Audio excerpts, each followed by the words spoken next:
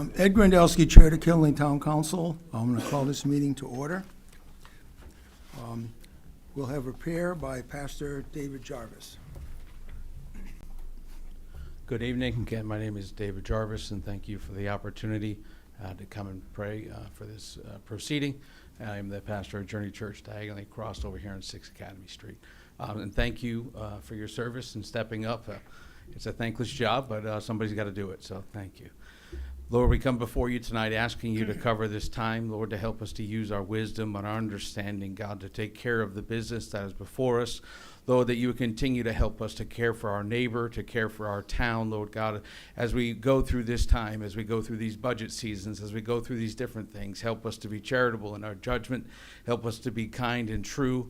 We ask you, God, to continue to protect those that serve, those that are fighting for our freedoms, that you'd allow brotherly kindness to continue to flow, that we would love our neighbor as ourselves in this town, continuing to show what is possible when we do it together. Bless this town. Bless those that love and care for each other. We thank you for your covering. We thank you for your blessing. And we ask you to continue to move in this place. In Jesus' name we pray. Amen. If you rise for the Pledge of Allegiance.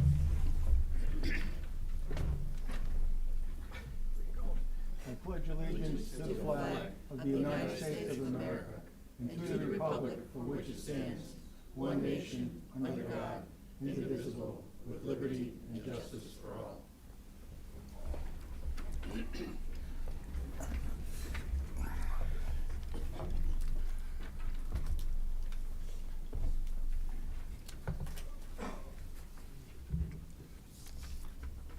For roll call purposes, all councilors are present except John DeBell, who is excused. Item 5, I'd like a motion to adopt the minutes. I'll make a motion to adopt the minutes dated March 10th, March 18th, March 23rd, March 24th, and March 31st. Second. I have a motion by Jonathan Cicilline, second by Tammy. Any comments?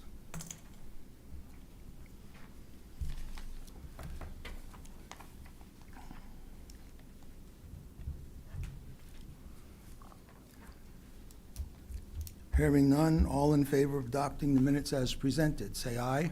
Aye. Any opposed? Any abstentions? Motion passes. Item 6, presentations, proclamations, and declarations, none. Item 7, unfinished business for town meeting action, none. Item 8, citizens' statements and petitions. Pursuant to the Town Council Rules of Procedure, Article 4, Section 2, all presentations by citizens shall be limited to an aggregate of 45 minutes, and each citizen's presentation shall not exceed 5 minutes unless otherwise indicated by a majority vote of the Town Council. Public comment can be made in person or submitted by 2 p.m. the day of the meeting via email at publiccomment@killenlyct.gov, mailed to the Town of Killenly, Town Manager's Office, 172 Main Street, Killenly, Connecticut, 06239, or put in the drop box on the side of the Town Hall. Public comment will be posted on the town's website, www.killenly.org. Any public comment? You're welcome to come up to the podium.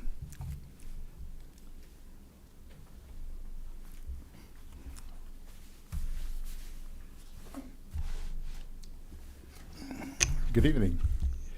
I just want to make sure you can hear me here. I guess I'm speaking right into the mic.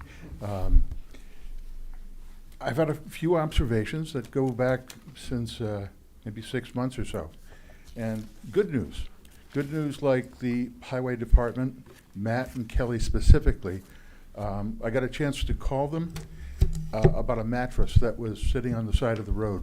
And once again, within 24 hours, they were over there, picked up that mattress, and it was great. Today is a good example of a beautiful grading job.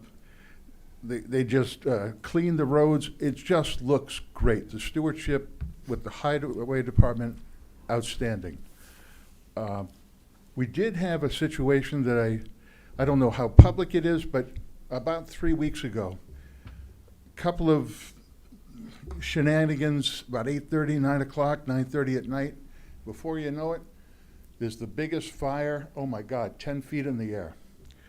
Good news, the fire department showed right up, put out the fire. So we've been planting flowers ever since. So hopefully changing some of that behavior with good stewardship and beautiful rock formations out there as well. But I just want to thank you for what you do. God knows it's very difficult, and we'll keep up doing what we need to do to be helpful toward Killingly Pond. Thank you.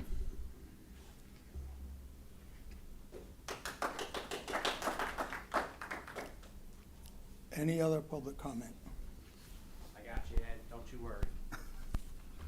Hey, guys. Justin Fisher, 94 Dam Road. First, I want to thank everybody.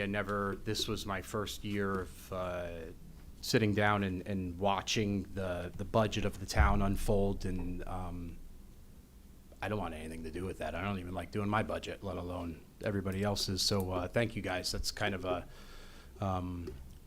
selfless service for the budget. But what I want to talk about is Old Killingly Pond. And I kind of just, I don't want to give another speech and all this and try to educate everybody. I think everybody is pretty well aware of the issues. And if you're not and you'd like to get educated, please, I'm not hard to find. I live on the pond. It's about 6 houses. You can come find me. That being said, our team has put a tremendous amount of work and research on the pond and how this water will affect everybody when it's all gone. It's not a matter of if, it will affect us. I gave everybody up front a little packet of what I kind of put together. There's this narrative, and it's either between Winnie or on Facebook, the trolls popping in and out of just misguided information, and it's creating a lot of confusion. So I summed it all up for you guys because I've been in communications with Deep just about on a daily basis. I email them, we chit-chat back and forth, great relationship. So there's 3 phases, and this is to educate everybody in Killingly about when this all goes away. So there's going to be 3 phases right now, and wish the private owners of these 5 dams go through with this application for Old Killingly Pond. Phase 1, that's the natural diversity and database, basically going to tell you what wildlife relies on these bodies of water. The second is going to be the fisheries consultations, and then the next part of phase 1 will be the State Historic and Preservation Office. And right now, the Connecticut State Historic and Preservation Office is also working with Rhode Island's State and Historic Preservation Office because there's some potential indigenous burial grounds on the Rhode Island side to add to this muddy water, I should say. Phase 2, there will be a wetland I'm going to butcher it, delineation. And then there will be an outreach to the Rhode Island DEM, which is an hour deep. And then we also have to talk to the Army Corps of Engineers because they're dumping a lot of water into the middle of nowhere for no reason. Third and final phase, will be the dam safety individual permit application. That can't be submitted without everything else falling into place. So right now, WISH will have to submit these applications, and their deadline to submit a schedule will be April 17th. So in 3 days from now, we'll get a schedule of when they will be submitting the application. So at that point, I'm going to be shooting for an intravenous status, and I'll give everybody a live feed update on what's going on because it seems like we're the only ones getting information out factually. That being said, let's talk about some fun facts to remind everybody about Old Killingly Pond, because I got the timelines. I even built a fancy Gantt chart. If you guys don't know what that is, I'll show it to you later. The flows of water, right? And if you don't think, everybody who's watching out there, if you don't think that this will affect you because you live on Albia Chase or, say, Bog Meadow or even near Cat Hollow Park that town of Killingly has volunteers clean up, and great shout out for April 22nd, Earth Day. Please volunteer and attend, pick up all our trash that we'd love to dump there in our beautiful area. So the fishers will be there. If you could see very lightly, and if not, I'll show you guys later, all the flowage of where this water will lead and does lead to. We've already gotten Eddie Prey. That's been in the dust, knocked out of here. And now Old Killingly Pond, the headwaters to it all. And without it, we will be left with nothing but mud puddles. If you don't believe me, go visit it. I see it every day. That being said, fun facts. Old Killingly Pond feeds our drinking water. Same drinking water that goes into the Hopkins well field, supplies up to 12,000 people clean drinking water. 2001, the United States Environmental Protection Agency, Region 1, picked Killingly, Connecticut, out of all 6 New England states, for strategic monitoring guidance document. And they said, hey, Old Killingly Pond is the poster child of how perfect it is. But that being said, point number 2. Old Killingly Pond, Lake Chobamog, the birthplace. If you want, I have the documentation to show how this town was formed from that very body of water. Now, there's been 3 dams on that body of water since the indigenous, the natives, controlled that. They had a crude dam, then Thomas Burgess had a crude dam. He powered that, his sawmill with that dam. That sawmill created lumber for the early homes in our town, the churches in our town, the town halls in our town, all of the history of it.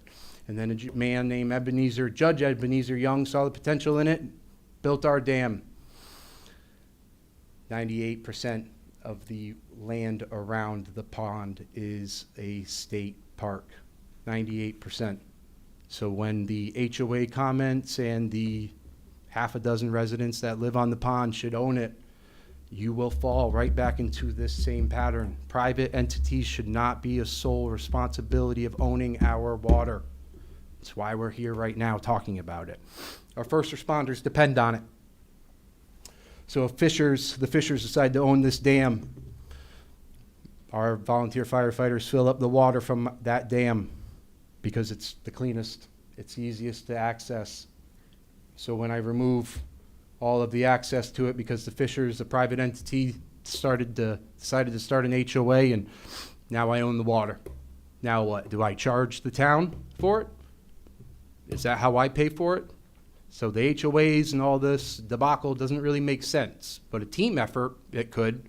Could we create a dam safety commission and have some volunteers to weed, mow, inspect these dams that are in our town, help lighten the burden from the town of Killingly, the state of Connecticut?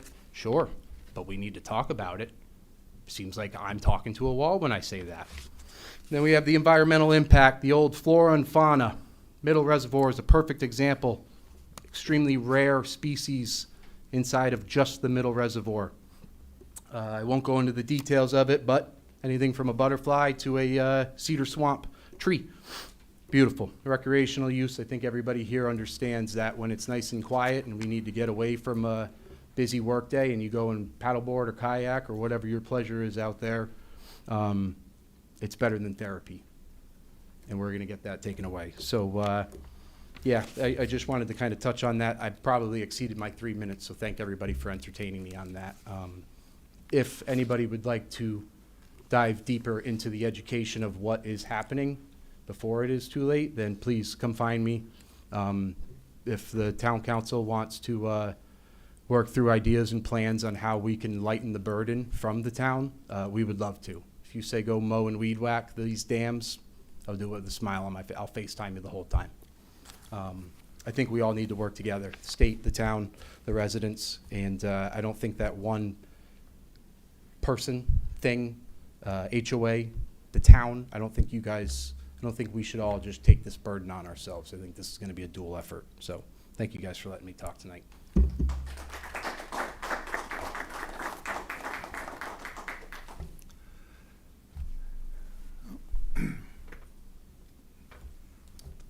Good evening, Ian McDonald, 548 Valley Road. Yeah, I will say that I know some folks have done some work at, I know this is a little bit of a different thing, but we're not necessarily talking about major repairs, but there's been some civic engagement around Cat Hollow. I know folks on Quinns Hill, and I imagine Dam Road, already do a lot of, road maintenance and whatnot. Maybe that's something better suited to the town. I think we're not looking to the town as our first port of call in terms of taking this, the dam repairs and or all the liability. I think we're not looking to, you know, aggravate your budget any more than we need to, but maybe there's a role there where if DEEP is getting involved, the state is getting involved, possibly with taking on some of the liability and or the repairs, that maybe they have staffing concerns around just regular maintenance, because I know they always, you know, do have staffing concerns.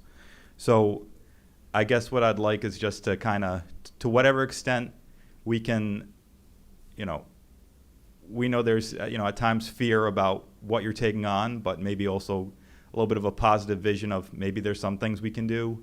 And also just to emphasize to folks in the state that, you know, the people here, I don't know how many signatures there are on this petition. I think it's in the 2,800. You know, we had 250-something people back at the old high school when this was considered, you know, back in 2014. So, you know, and we're just getting into the season when people are showing up and they're going to see this. And so we're not making it up when we say this is an important resource. And I think that's one thing in any of your conversations with state officials, that this is really a public access, you know, lake that has, with state land deeded for the purpose of public access, and is something, again, that Brooklyn, Pomfret, Putnam, many of our other neighboring towns do not have, and they come there, you know, and we welcome them being there. So I think emphasizing the importance of this, Justin spoke well on the, you know, on the water issue, but I would say just also on the recreation piece. The only other thing I'll say is, well, I guess I have two things to say. One is a lot of talk about the access road. I know there's purview issues between, you know, Board of Ed, what they're working on, what you guys are working on. I think you guys have worked, you know, seem to be earnest in your work on the budget, and I think they are as well. That seems like it's potentially a sticking point. I hope we kind of keep the lines of communication open with them, see if there's a way to kind of, and I know the fire marshal's involved as well, but if there's any way to thread that needle so that maybe some of that special ed funding, you know, is kind of where there's some kind of solution. Any genius ideas are welcome. You know, and I think I don't want to see a bunch of staffing cuts at the high school because we missed something, and I know you guys have been thinking about this. So, and lastly, you know, I don't know exactly what the status is around the Westcott warehouse and or the Route 12 warehouse. I'll just say that from what I can see, these aren't particularly popular projects in town here. So if these companies are coming, if anybody's coming to you asking for a pilot agreement, payment in lieu of taxes, or there's I forget what the other name for it is, these aren't particularly popular. So I hope they don't get built. A lot of people hope they don't get built. So if they come saying, you've got to cut us this great deal, I hope we're not giving any great deals out for these facilities. I think we should be asking for a maximal amount because these are not particularly popular. And I hope that, again, that they don't get built, but if they are built, I hope the town is really cleaning up on revenue on that. Okay, I'll leave it at that. Thank you.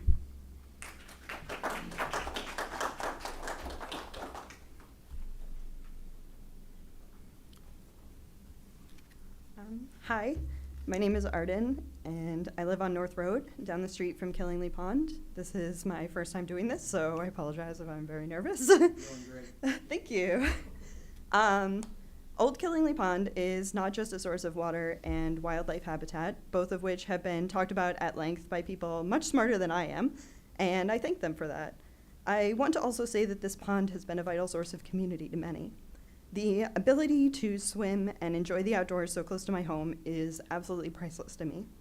There are far too few opportunities in this day and age to freely enjoy not just the beauty of the land, but also the beauty of community. In spending many afternoons and evenings at Killingly Pond, I have met so many neighbors, people that I would not have met otherwise, and our neighborhood pond brings us together in ways that we wouldn't have otherwise. And I do believe that the community will be sorely lacking if the pond is not restored. Thank you.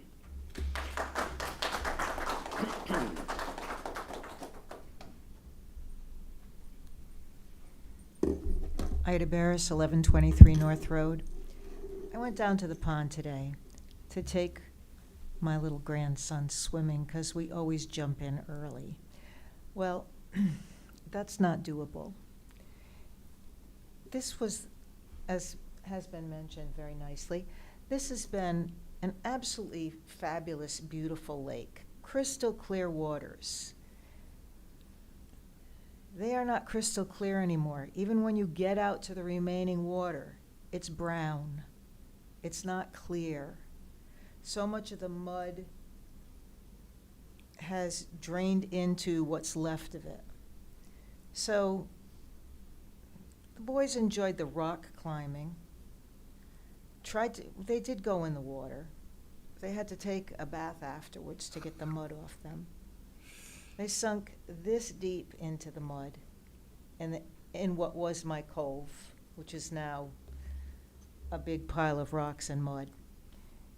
And I know that I'm not the only one that enjoys the water. I'm a little fanatic about the water. I'm there every day. But it's not swimmable anymore. Even if you can get out to where it is, it's not deep enough and it's not clear enough, and it's sad. So anyway, that's my personal story.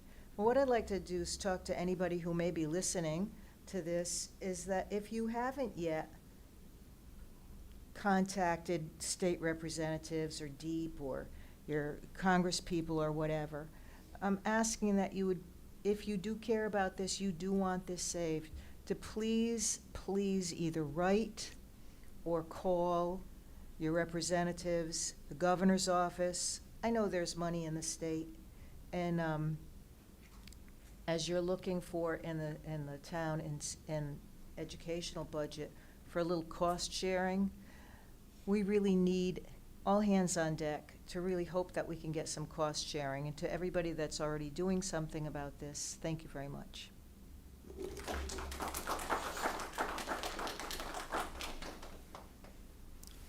Is there any other public comment?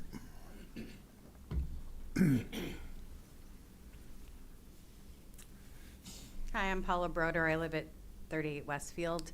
I brought visuals. I don't know if that's allowed in this meeting for y'all, so you understand what I'm talking about. I was here last October, and some of y'all weren't here at that time, so I thought maybe it was a good time to come back and sort of air my grievance, I guess you could say. I live across the street from the school where the woods were cut down, so all of the construction equipment could be placed there. And before they even started, myself and then my two elderly neighbors were kind of the most affected by this situation. We had a lot of problems with light pollution, noise pollution, trash blowing into our yards. Once the construction equipment came in, it kind of helped block some things. And then finally they put up a fence, their construction fence, so that was helpful. When I came here in October, one of my complaints was that I could hear all of the announcements from KMS. I could hear what they were having for breakfast. I could hear students' names being called over the intercom, etc. Luckily, the superintendent was actually here at that meeting, so she kind of took care of that right away, so that was good. But we still do have noise pollution. We have a lot of light pollution, and not just from the lights at night, but in one of the photos where it was cleared, people parked there. And my neighbor just next to me had to rearrange her entire living room because of the sun beaming off of everyone's windshields and directly into her living room. Now that everything's gone and it looks horrible, and I invite all of you to come over to my house and I'll make you a cup of coffee and we can have a nice look at it. Lots of noise pollution, lots of dust. I've had to remove things because of the wind. The wind has knocked things off of my house. We've had to take the water hose, the high pressure thing, and clean our house multiple times because, as you all know, this project has been going on for a very, very long time. When I was here in October, I believe the town manager, had said, we need to put a buffer zone up because apparently there was no plan for that. And I kind of have struggled to kind of see where the plans are. I know there's like rules for Killingly in terms of like needing to have a buffer zone, a vegetation or something, if something is going to be affecting like residents. So I'm here to say yet again, this is affecting the residents, and I just really wanted to remind the council, like, can we please get a plan if there's not one? Because it's really frustrating. It really is, and it's not just me. I am here on behalf of my 2 elderly neighbors that are also struggling with this, and we kind of don't really understand why it's taking as long as it is. And I know that there were construction issues, but at least knowing a plan would be really nice. So if anybody would like to get my information after, if you want to have direct contact with me about whatever the plan is, or tell me where I can find the plan to understand what's happening. And I just don't want to be forgotten about, I guess, because it is an eyesore, and I don't really know what the plan is with that big empty space. But as you can see from the pictures, it's a pretty vast space that was cut down with the woods. So anyways, that's all I have. Thank you.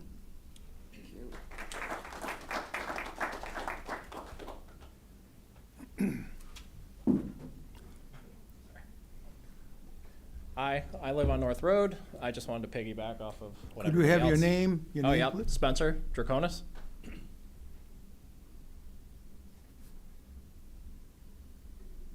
And so I live on North Road. I just wanted to piggyback off of what everybody else has said about Killingly Pond. I use it every day recreationally. I swim in it. I kayak in it. I canoe. It's obviously a great nature reserve that is affected.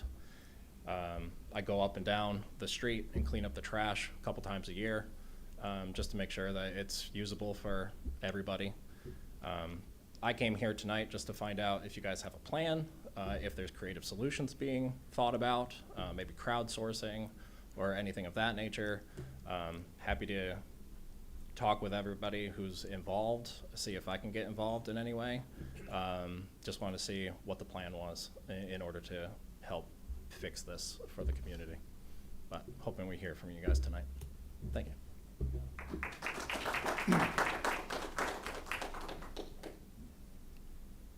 Is there any other public comment?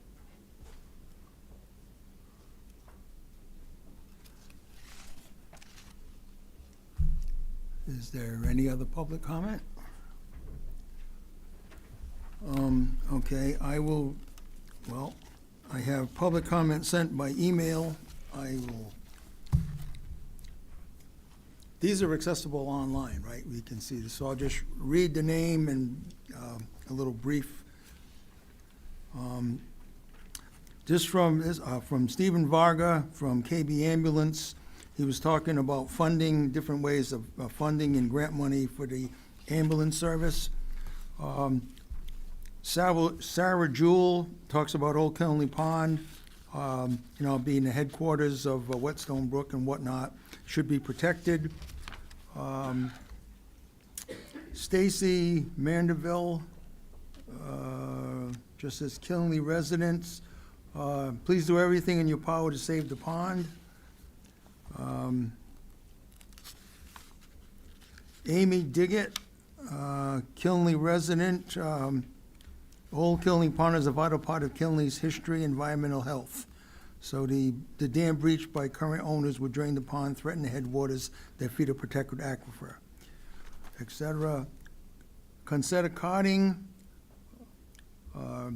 resident of Killingly, living at 115 Mashantuck Road. I'm writing to express strong opposition to the proposed Husky development project at Westcott and Mashantuck Roads.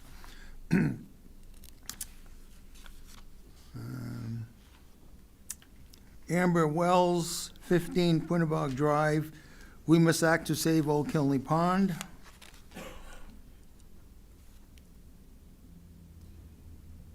I don't know who this is.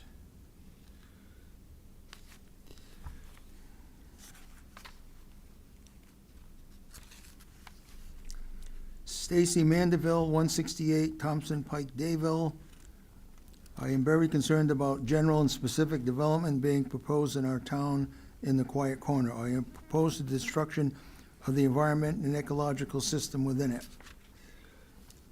David Miziazik, Cutler Road, Dayville. I'm hoping that the situation at Old Conley Pond will not fall back onto the back burner. Robert Vogel, 49 Webster Road, East Lyme. Are you sure that new warehouse is not going to be an ICE detention center? Shelley Goodrow, 221 Warregan Road. I am writing to urge you to address the situation at Old Conley Pond more directly and transparently. Why are we not holding the right investor services responsible for this issue?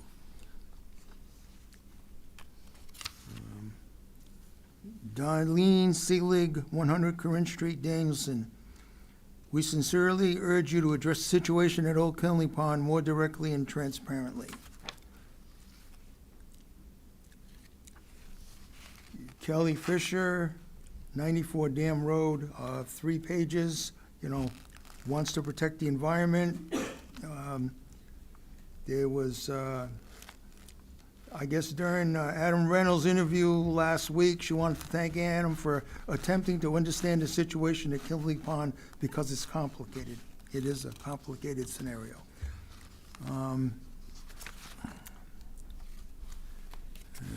Let's see. Jessica Alexander, 249 Mashantuck Road.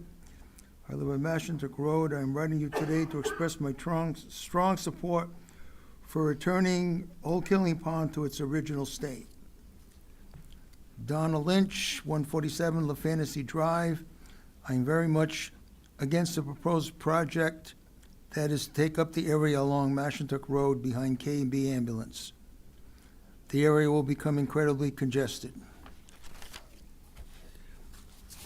Okay.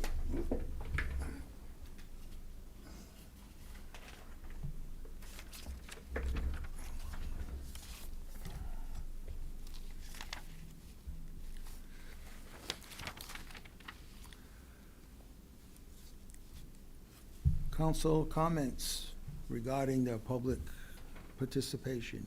Anyone want to offer any? Go ahead.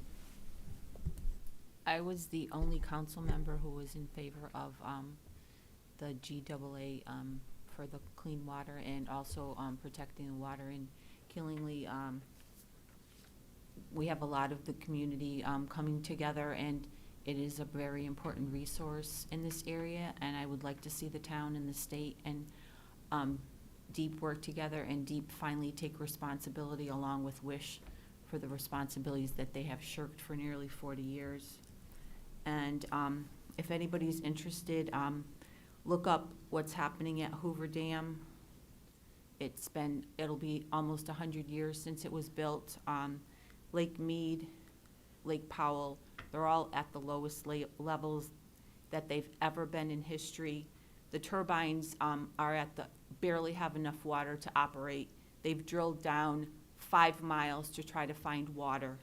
The Colorado River for several decades into Mexico is virtually disappeared. Those 7 states have supposed to come up with a compact, I believe in March of this year. They're gonna run out of water. It sounds too incredible to believe, but it's true. And all of those people there will have no water. They based the plan in the early 1930s on too much rainfall, and they didn't think they would run out of water. They said it was because of lack of snowpack. But you can't provide water for all those people. So there's been no studies done of what the impact is going to be from the draining of Old Conley Pond and eventually all of the 5 water sources, and how that's going to impact all of the people that depend on the water for their wells. So I would like to see everybody work together, just as Justin Fisher has recommended. water is a very precious resource, and once it's gone, it's gonna be gone forever. We've already seen the impacts of the crystal clear water being just a muddy hole. Thank you.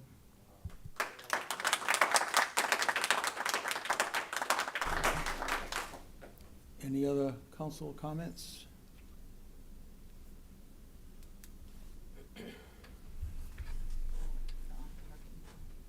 Go ahead.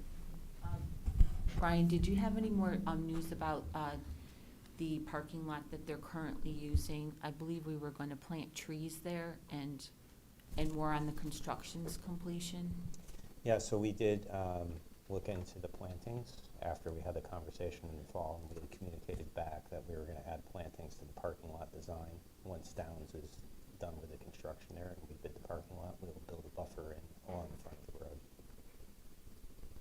Thank you. Yeah. As to the timing of that, I can't tell you. It was spring, probably gonna be planting soon.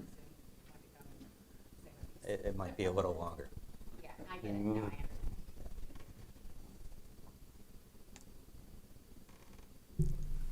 With respect to Old Killenly Pond, it's a tough issue because it's a private property.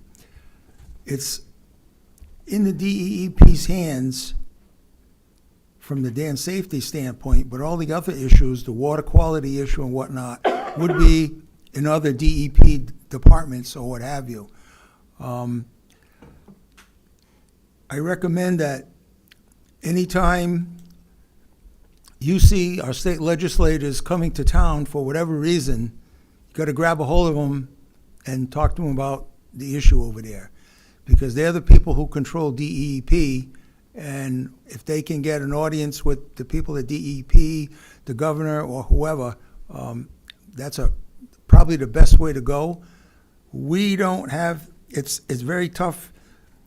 If the town tried to do anything, it'd be private property, and we'd be in very massive legal problems. So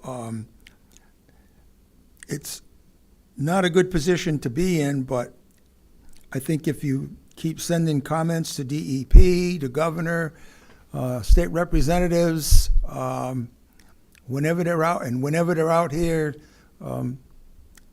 grab them for a conversation, and you know, if you can get their ear, hopefully it can make a difference. Let's see. The access road with the Board of Education, the town is trying to work on additional options possibly, but that's still in the works.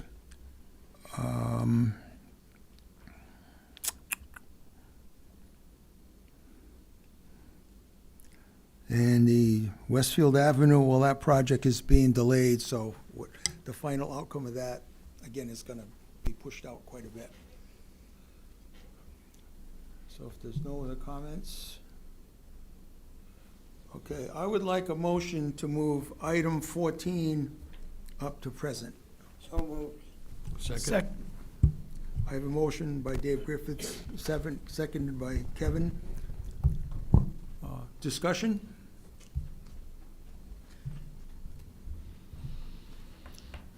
All in favor? Aye. Any opposed? Any abstentions? The motion carries. Okay, we are at item 14. I would like a motion to that effect. I'll make a motion to appoint Adam Reynolds to the vacant seat of the town council member. Second. We have a motion by Kevin Cottula, second by Tony Gambatista. Any discussion? Go ahead. I think Adam did a good job answering my questions. I did have a couple of comments about the Frito-Lay from my constituents. They have been a good neighbor and also not such a good neighbor to the people around Alexander Lake with the noise mitigation. It took a lot of work for them to try to mitigate the noise. They're still dealing with a lot of the truck traffic and the oil from the plant on the water, but, so that was two things. And then another comment was also in what Justin had brought up about Alexander Lake and Old Killingly Pond are two different entities.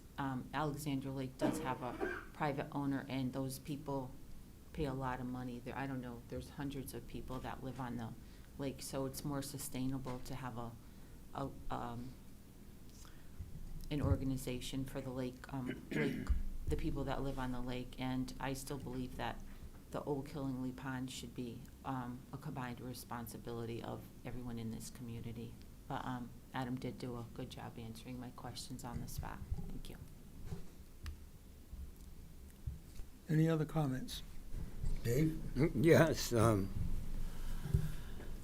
think it was a year and a half ago, we were trying to paint the Grange, and we were looking for volunteers. And in came Adam with a crew of 5 people and helped us for a day paint it. So he is a workaholic, he cares about the community, and I certainly would like to have him on the council.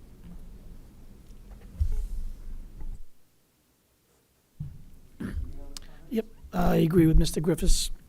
Adam's already been extremely active in the community. He's given a lot of his time on top of building a business. I just think he'll be a wonderful addition. I think he's, the way he looks at things are good, different set of eyes. I think very sensible, and I think he'll help us tremendously.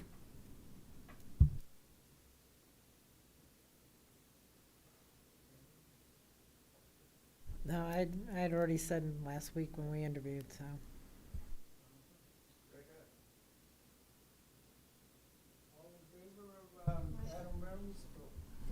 All in favor of Adam Reynolds to be on the town council, say aye. Aye. Any opposed? Any abstentions? Motion passes. Adam Reynolds, I guess you can step up. The town clerk can swear you in. All right. You'll just raise your right hand. Do you, Adam Reynolds, solemnly swear that you'll support the Constitution of the United States and the Constitution of the State of Connecticut, so long as you continue a citizen thereof, and that you will faithfully discharge, according to law, the duties of town council at large for a term ending December 3rd, 2029, to the best of your ability, so help you God? I do. Okay, just your signature. Just sign here. All right, you're all set. Congratulations. I guess you have your choice, either seat. Welcome aboard. The seat I had when I was on permit building commission. It's Ed's old seat, too. This is the hot seat then.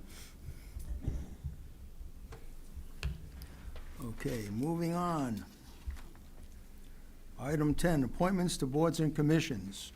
Karina Corey, reappointment to the Inland Wetlands and Watercourses Commission.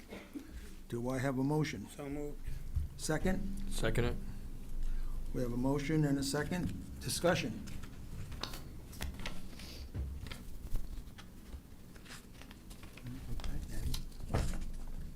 I've only attended one wetlands meeting, and I like to see that all the members participate, and I thought it was great. So I think she's going to be continue to be a great access to the Wetlands Commission.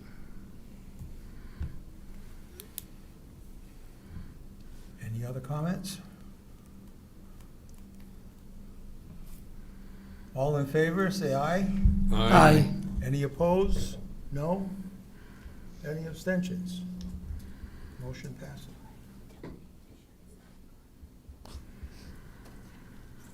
Next, we have Brian Brie, reappointment to the we have Brian Brie, reappointment to the Water Pollution Control Authority. Could I have a motion? I'll make that motion. Second. We have a motion by Ula, a second by Tony. Any discussion? He's been an active member on the WPCA. It took him a little time, but he was able to get involved, and from his plumbing experience, he's had, a little bit there, which is good.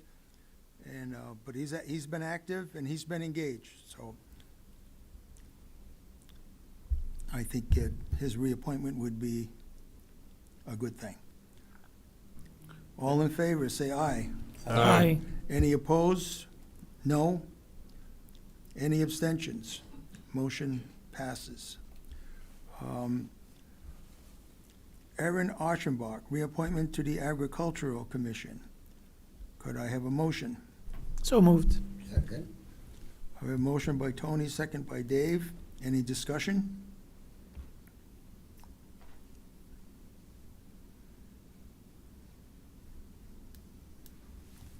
All in favor, say aye. Aye. Any opposed? No. Abstentions? Motion carries. Laurie Zornato, reappointment to the Board of Recreation. Could I have a motion? So moved. Motion by Tammy, second by Dave. Any discussion? Lori's been very active with the Rec Commission. Anybody it's probably one of the more busy commissions that we have. There's a lot of stuff going on, and between them and actually a lot of our boards and commissions are very busy. So it's, if people are looking for something to get involved and give back to, that we got some very nice boards and commissions. We're trying to make Killingley a better place, and Lori does a very good job of that. All in favor, say aye. Aye. Any opposed? Nay.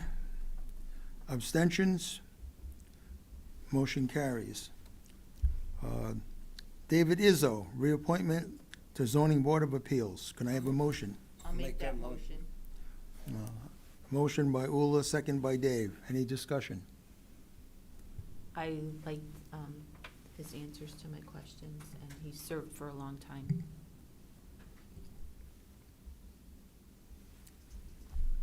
Any other comments? All in favor, say aye. Aye. Any opposed, nay. Any abstentions? Motion carries.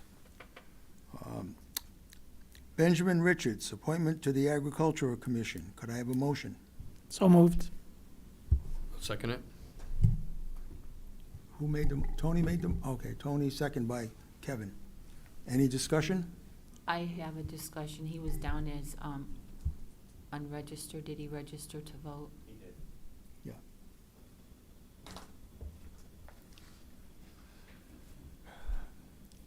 All in favor, say aye. Aye. Any opposed, nay. Abstentions? The motion carries. Reports from liaisons. Board of Ed liaison. I guess, On vacation with nieces. what's that? On vacation with nieces. Oh, okay. So would that be Adam taking his place? What? As For the our- liaison to the Board of Ed, Mr. Reynolds be taking Mr. Rivers' spot? We have to have that discussion. I think that would be, if he's stepping into Mr. Rivers' seat, I think that would be, would you be amenable to be liaison to the Board of Ed? Well, I was on the Permanent Building Commission that was overseeing fixing the school, so it seems like it kind of fits, now doesn't it? I'd be honored to. Okay, very good, so.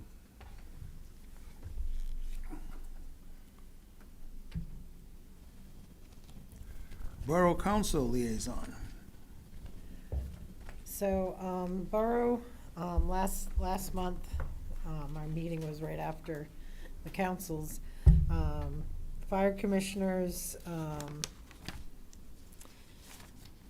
continuing to, they had to,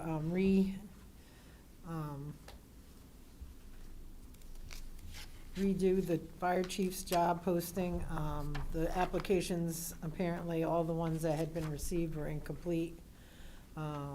So they were gonna be reposting those. Our Same thing happened with our lawn care request for proposals. They were supposed to be meeting with the borough administrator to go over exactly what's included in what we need to have done at the location. Our regular meeting is supposed to be tomorrow. Of course, I won't be able to attend the regular borough meeting because we're probably going to be still doing budget negotiations. I couldn't make our annual town meeting, which was Monday. Our budget passed. It is the mill rate is unchanged. It's at 3.59. So the borough's going to continue to work. One of the things that was a real, we were able to reallocate our accounts and able to make more interest, which was good because we were actually looking at some significant increases in other monthly expenses that had increased over the last year. So we're actually able, I was really concerned, I thought we were going to have a mill rate increase, but we actually had a decrease in spending. And just because we were able to take in more income. The fire commissioners are still working on the evaluation tool for when we do have a fire chief. They're working on the firefighters grant. We got quotes for equipment to wash the turnout gear. And we're working with DPW. There's concerns about sidewalks on Frederick Street, and if you've ever been on Frederick Street, it's about 3 houses on that one little strip, but the sidewalks there have a lot of degradation. So, within the next year or so, the town's going to be redoing that whole road. So to do the sidewalks now would be not cost effective. So we're actually going to find a temporary solution to hold over until the whole road and the sidewalks can be redone altogether. And our fire department SOPs are actually still being reviewed as the fire commissioners work through the different. They used to be guidelines. We're making them into actual policies now. So that's why the borough attorney's been going through and making sure everything's correct and legally. And other than that, if anybody in the borough is interested in attending our regular borough meeting, it's tomorrow night at 7 p.m., second floor of the fire station. You park in the parking lot, and there's 2 glass doors, and you go there and take the elevator to the second floor. So, but that's it. Thank you. Dave? How many volunteers do you have? For The fire department? The interim fire chief, Jason Burgess, one of his reports at last night's meeting, I think it's listed 28 volunteers between fire, and they included firefighters, EMTs, EMRs. The exact numbers, I know somewhere is in my, I had it, I was at it when Brian and I were on Winnie on Monday. I think I might have unloaded the bag to take out the town council stuff and put the borough stuff away, but we're currently working very hard trying to get using stipends to encourage people, our volunteers, to show up for calls and stuff. So You don't have any full-time people? no. Thank you.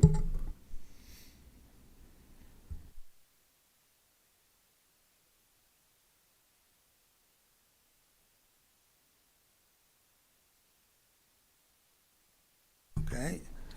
Item 12, discussion and acceptance of monthly budget reports.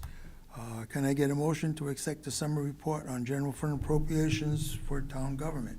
I'll make that motion. Got a motion from Dave, second by Ula. Any comments?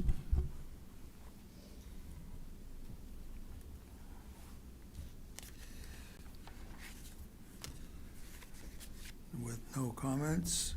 All in favor, say aye. Aye. Any opposed? No. Abstentions? Motion carries.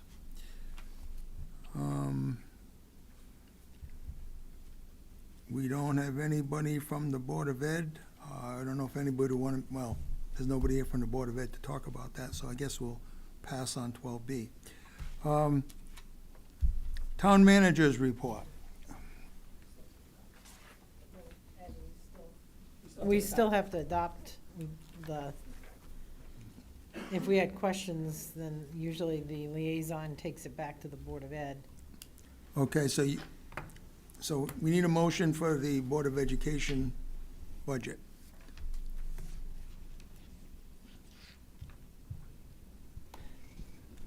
I'll make that motion. Yep. Second. I will say, when I started on the council, we always got these on a monthly basis. This has been sorely lacking, and I think, the shortfall that we're seeing in the Board of Ed, we probably would have caught some of that if they were doing their reports like they used to do. I don't know what the town manager can do to encourage them to get back to giving us a monthly report. But multiple sets of eyes looking at things might alleviate some of the struggles we're having at this point.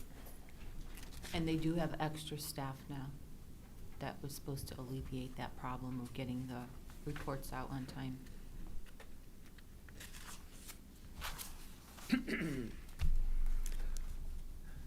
Any other comments?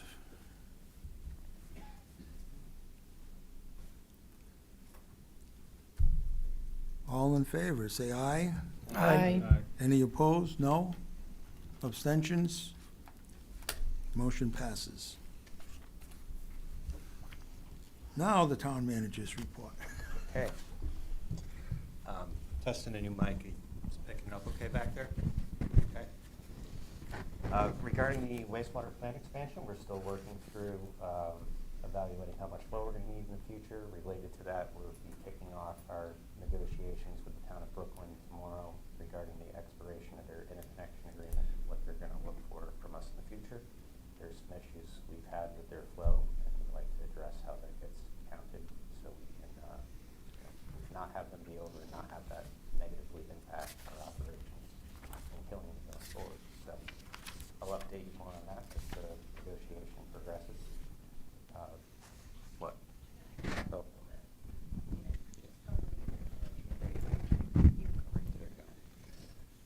Thanks for the adjustment. We're also looking for Pomfret to let us know whether they'd like to ever use their interconnection again. They had a relatively small allocation in the past, hasn't been used for a long time. We reached out to them as well, so we're waiting for a response from them. And also in connection with the sewer moratorium, we were close to wrapping that up, leading up to the end of, leading up to the last WPCA meeting. There was some last minute language that was put in, so we asked them for relief on that. We're waiting for that response. In anticipation of getting that wrapped up, we've drafted a resolution for the WPCA to look at relaxing the moratorium, so we hope that that can go on the agenda in the near future. Any questions on that? Yeah. So if we do not have the sewer moratorium and it goes away, who decides what can hook up and how much flow can they take? Is that the water pollution control? So I would characterize it not as the moratorium going away. I would characterize it as we're relaxing the moratorium. We're still only going to have a certain allocation that's being given up temporarily to work with. We have to make that allocation last as long as we can until we expand the plant. So the resolution, currently the town engineer was designated as the person to decide whether somebody can connect. We're having discussions internally, and we'll have discussions with WPCA about how they would like to break up that allocation, how they would like to decide who can tie in and who can't tie in. And so I'll share the draft resolution after we've had a little bit more discussion. We're looking at creating creating categories for different types of uses. We're looking at trying to give preference to, you know, people that want to have small uses, accessory dwellings, things like that. So there's a degree of complexity to deciding how that's going to work. So within a month or two, you think if you wrap up things with Brooklyn? With Brooklyn, I don't know how long that's going to take. We'll have our first meeting tomorrow and go over some of their historical flows. I know that they have been skeptical with us over whether they're actually over their flow or not. So we're going to review the historical data with them. Hopefully that will show them that they do need to address their allocation limit. But we'll see how it goes. Thank you.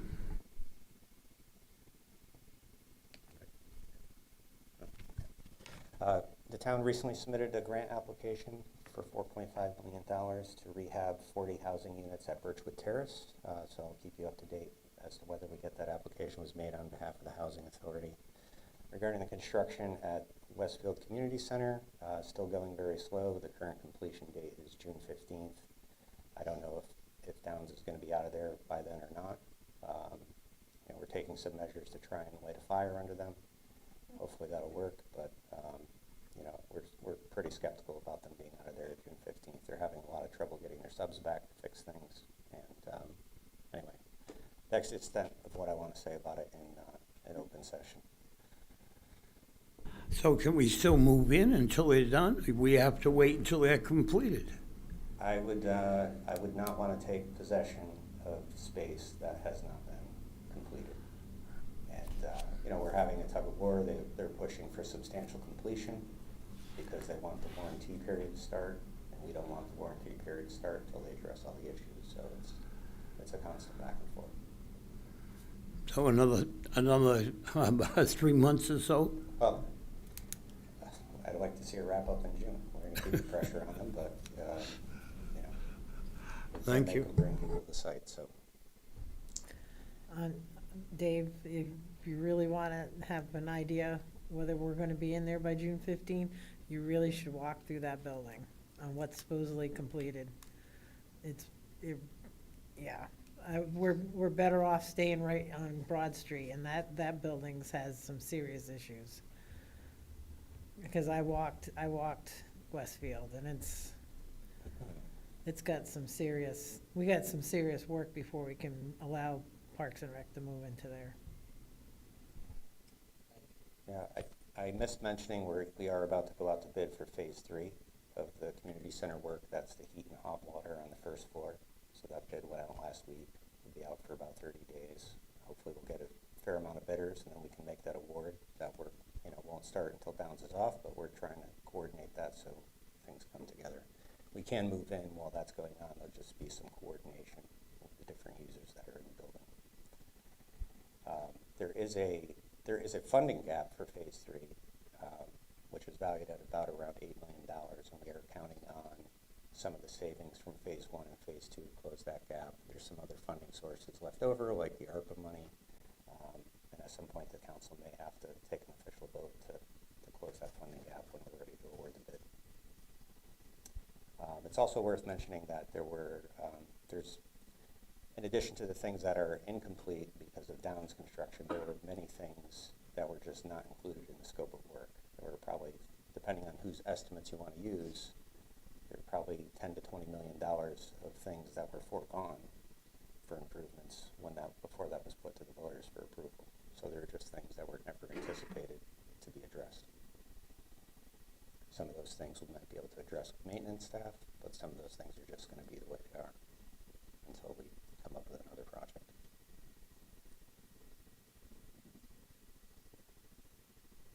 When I was on the commission for that, I will say that it was tough to even get people to bid on those jobs. There was, I want to say, one steel worker that bid on it. He just put a random number up there. He says, "I'll T&M the rest," just because we couldn't get people to bid on it. It was during the time with our past federal administration where there was just so much work out there that people would just pick and choose what they wanted to do.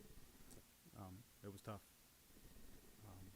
I left before we got to this point, but when we were in there, some of the stuff that came across is we'd only have like maybe 2 contractors to pick from for certain trades, Right. where normally you'd have like 6. Right.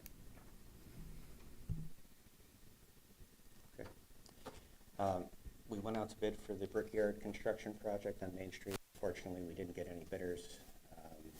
There was not a lot of interest in that work. It was very specific of, I think the feedback we got from the contractors was they were looking to do a lot of paving work, and there's not a lot of paving work in this project. There's a lot of site work. So we talked to a couple other potential bidders, had a site walk yesterday, and we're hopeful that we'll have a couple bidders come in as we rebid it. And if that's the case, I'll schedule sort of a refresher about what that project entails for the May council meeting. And we're going to have a meeting with the stakeholders, the business owners that are over there, so they understand the schedule and the impacts of the project before it starts. Regarding the PFAS, and I know we just had the presentation last week from DEEP, and the round 4 testing is going to start happening soon. Our application for the water main improvements is in. That was valued at $4 million. State Road, Route 101, Litchfield Ave is where the main would run in the first phase, probably serve about half of the residences that are affected. Regarding the dam, we already talked about tonight. I don't have a lot of new information beyond what was shared. I know that WISH has a deadline coming up to submit their profile for their development team, and then also submit their application for what I understand is going to be the general permit repair. I probably just butchered what that permit's called, but general repair permit, which ironically, the way they're talking about it is not actually a repair. It's just permission to leave the gate at a certain level. Regarding the access road, I know it's been talked about at the hearing, and the Board of Ed had issued a purchase order for phase 1 of the $2.1 million project that they're planning to do. And then they had also reached out to us for assistance, either with funding or looking at alternatives for the road design. So we did go out and walk the site. We came up with an alternative design. I can put the map up later in the meeting when we get in the budget if you want to take a look at it. But we did complete enough of the design work that we sent it back to their contractor so that they could reprice it and see where that would come in. I'm speculating here. I know that the cost of the project that they want to do is $2.1 million. The first phase that they issued a purchase order for was approximately $1 million. That $1 million first phase is not going to get them a drivable road. Our alternative design is a gravel road that would take a different path, and I suspect that with $1 million purchase order out there, that the cost of that gravel road from the existing contractor will come back to $1 million.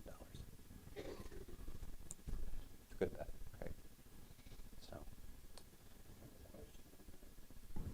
So if the Board of Ed is already committed to having someone do a design, then they're going to pay for that, or is that up to the town to pay for that if we take over the project? It's not clear to me what direction that's going to go in. They've said at times that they don't have enough money, or that they would like to use the money that's in their non-lapsing account that was going to pay for the road for special education expenses. So it's not clear to me what the request is. If it's for money, or if it's to take over the project, or if they're just going to, have the existing contractor reprice it and do the alternative design. So. Where does that leave the sports program for the year if there's no road down there? So are we still allowed to use it if we're working on it? Well, so far we are. I think if we make progress, the fields won't get shut down. Thank you. So my question is, so they signed a purchase agreement without having money to pay for the purchase agreement, essentially? They have $1 million in their non-lapsing account for the purchase order that they issued, which is only one phase of the road. And I believe that they have sufficient money in their non-lapsing account for both phases. At least that's what I read into the presentation last week. Okay. Public.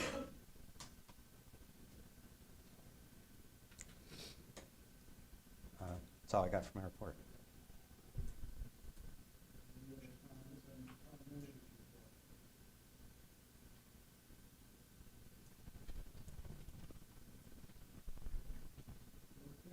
Mike? Thank you. We did item 14. Adam's sitting at the table. Item 15, new business. Consideration and possible approval of town council goals. Could I have a motion? Second. A motion by Ula, second by Tammy. Discussion.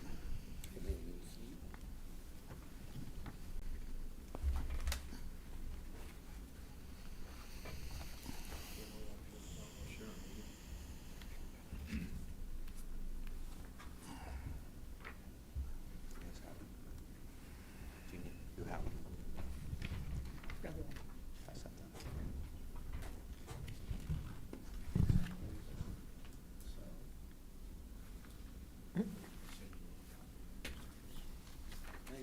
Yeah, here you go. Yep.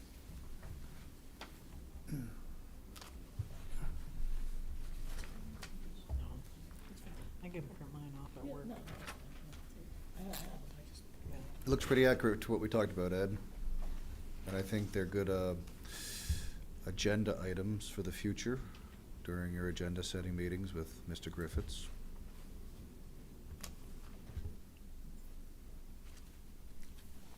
Any other comments? So would summarize and combine them down to the top 5 at the very end is the top 5 goals that we would be, those be the ones we would be voting on to approve, the top, those as the top 5? Actually, there's 6 there. Yeah, there's 6, I'm sorry.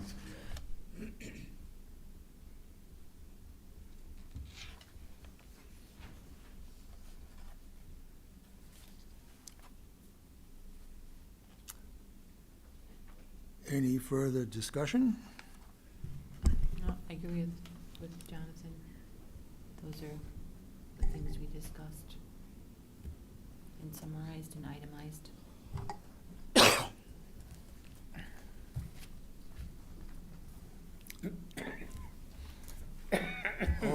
All in favor, say aye.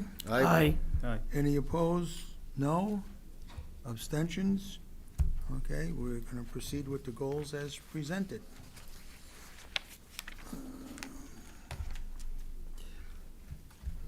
Okay, 15B, consideration and possible action to schedule a public hearing for Tuesday, June 9th, 2026, at 7 PM on the proposed revisions to Chapter 14, Section 14-9, property tax relief for public safety volunteers. Can I have a motion? So moved. Second. I have a motion by Dave, second by Jonathan. Discussion. I'm not sure if this has been on the regular agenda yet, but this was in ordinance subcommittee. It was discussed, it was recommended to the council for approval. Okay. And so I certainly support this effort by the town to solicit and retain volunteers for our various volunteer fire departments in town.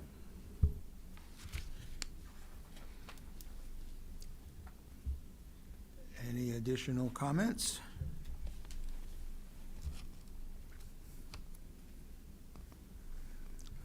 I mean, volunteers put in a lot of effort, and if we can help them out in any ways, you know, given the public acts that open the door to it, I think we should work for this for our volunteers and our public safety personnel.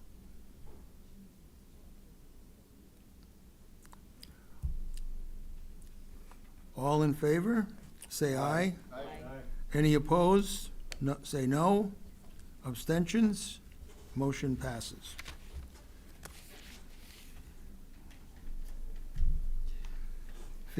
C, consideration and possible action to schedule a public hearing for Tuesday, June 9th, 2026, 7 PM on the recommendations of the proposed ordinance change to Chapter 2, Section 2-62, Membership, Killingley Housing Authority. I'll make a motion. A second. And what would that do? Let's see, I don't, I think this is a little more technicality. There was a change about a year ago. The counselors may have remembered that from a year ago. I About that the changed, terms? that changed the terms. Terms somehow. There was an issue with that change, and this is going to fix it. I believe it's going to, Is that gonna go to a staggered 3-year? Staggered 5-year terms. correct. It was just it was a clarification of the wording. It was a clarification of the wording. The wording was a little bit confusing.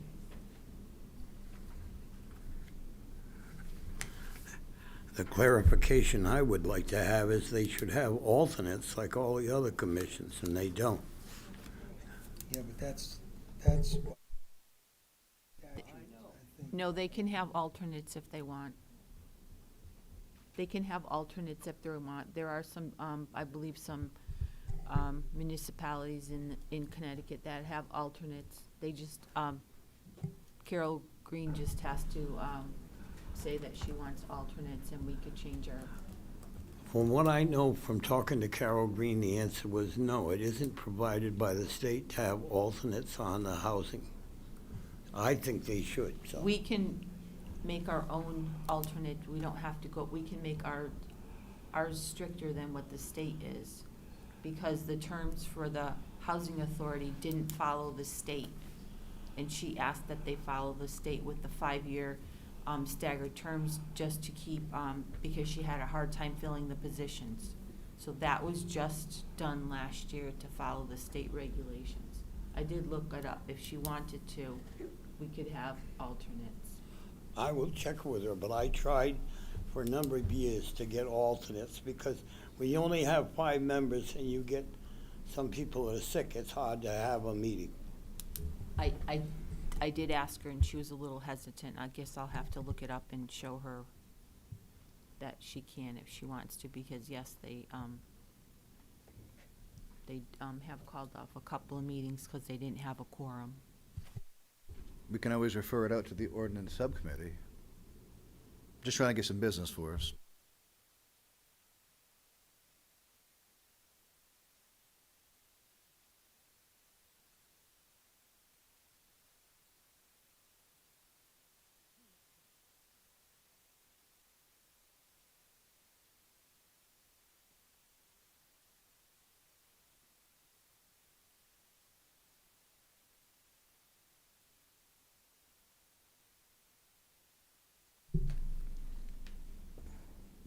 Just to approve it.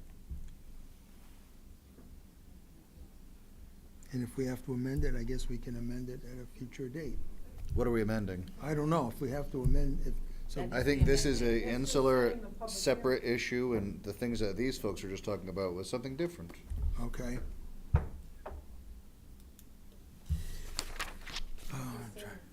We're just setting the public hearing.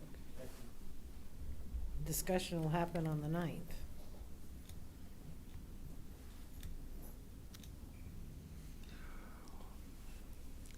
All in favor, say aye. Aye. Any opposed, say nay. Abstentions? Okay, we're going to a public hearing, all right?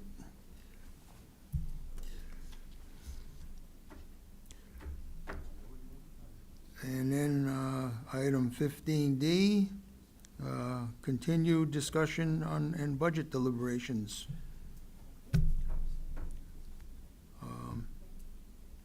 Do I have a motion? Do I have a second? Second. We need a motion just to discuss the budget? I don't, well, I don't have my I think it's sheet. just an open discussion. I don't know, am I right or wrong? Right. Okay.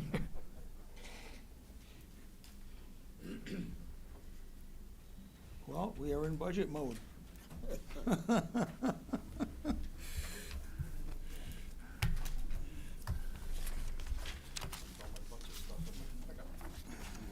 I didn't bring it. Talking about me taking up too much room, okay? Budget season, you're gonna get a bag like mine, you can take it all with you. Like this.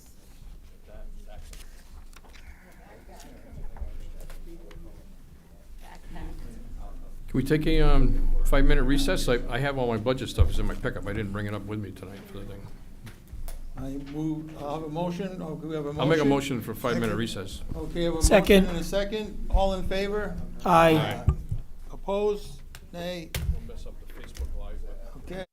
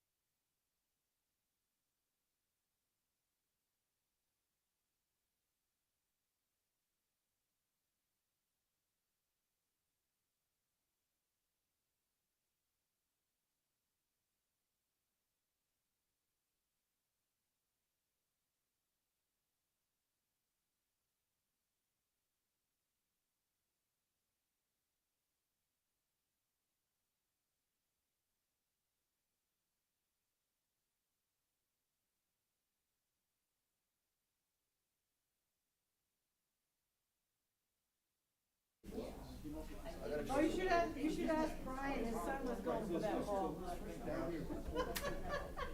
It was an epic fail.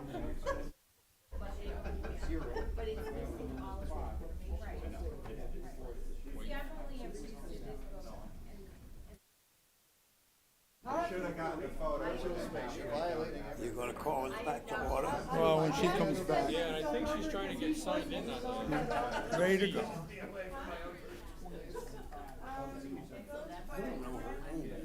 Oh, The one in the booth? No, I don't. Talked to her plenty, but I don't know where.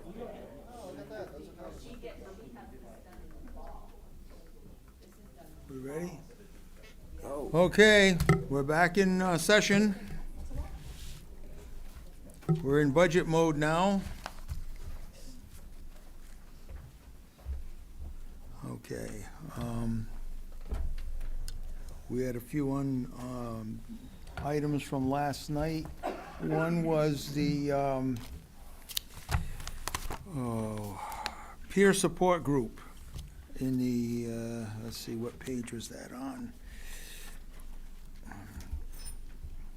They were supposed to have the information ready today, and they don't have the information ready. Like I said, it's been at least 3 weeks to a month that we've been waiting for that information. But there are several things that we went through, I was in the crowd obviously at the time, yesterday, that we don't have information on, like the Daycam one that was 12,000, we don't have information where that goes. You know, we just know we have it. But this is different. They received $169,000 of opioid settlement funds, and now they're asking the town for $25,000 more. They expended $90,000 of the opioid settlement funds. They still have nearly $80,000 to spend, and they're coming to the town asking for $25,000 more. They're supposed to have fundraisers and ask for donations. It's been 3 weeks to a month waiting for that information, and it has not been brought forward.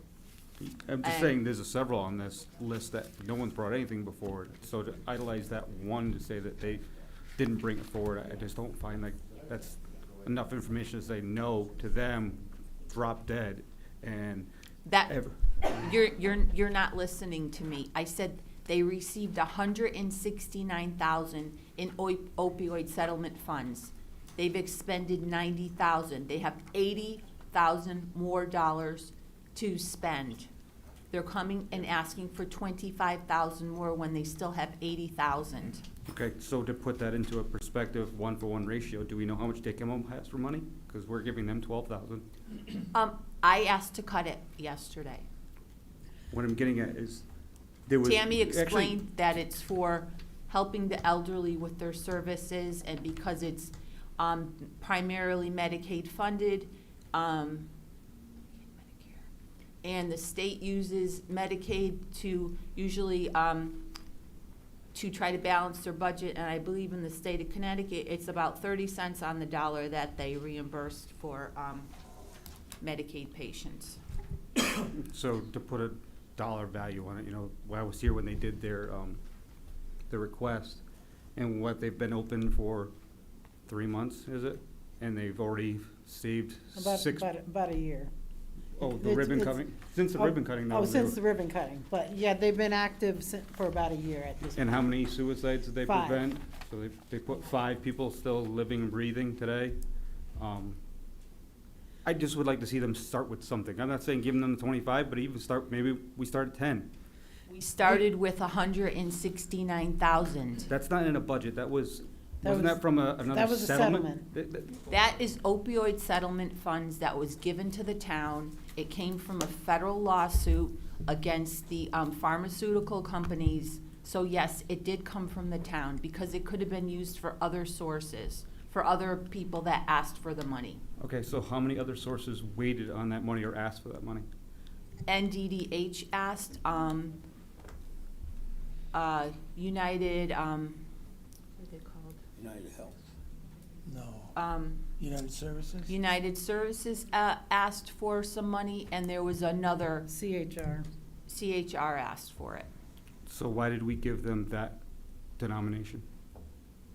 We gave them the whole balance of our fund. So so let me get straight. And Four it peop- was a unanimous vote. So 4 people asked for it, and we gave it all to one person? We also had tried, we probably had tried altogether probably 8 different proposals because there were certain goals the fiscal subcommittee was looking for. Yeah. So we researched organizations that we could donate money to. I don't specifically know offhand, I wasn't involved in all of that at the time. But I want to say probably altogether, we probably considered 8 proposals, but we probably only had 4 to 6 presentations. So what I'm trying to do is get a metric of measure, and so we evaluated this, they were worth $169,000 in a one-time settlement, but nothing going forward. They are not receiving their money in a lump sum. They apply for it quarterly. Okay. And we distribute it. So they still have about $72,000 to be dispersed to them in the future as they spend the money that they've already been given. They still haven't fully spent the money that's been dispersed. We give like I don't want to call it an advance, but we give them a disbursement based on their current budget allocation. They give me updated budgets every quarter with a quarterly projection. Okay, so what I'm hearing then is that they should use what they have first and then come back maybe in next year when they're lower on funds then. Well- Am I understanding that correctly? Correct. Okay. That's what U was saying. When they did their proposal was for the 25,000 explicitly to train a member from each fire department, Killingly Police, and also town employees, 1 or 2 members from the town, to be trained in being able to recognize and intercede in their own departments. Kind of almost that first step before they get any further, and maybe, putting peer remediation and stress management on the forefront for everybody. Every department doesn't have to, wait to get a hold of somebody. There's somebody already interacting in each department. So they want money from us to basically spend on us. Am I Yes. understanding that correctly? Yes. Okay. For our volunteers in the fire department, our police force, and they're also gonna do at least 2 town employees. That sounds really valuable then. I've already actually talked to them, and I told them that I'd be interested just as a nurse.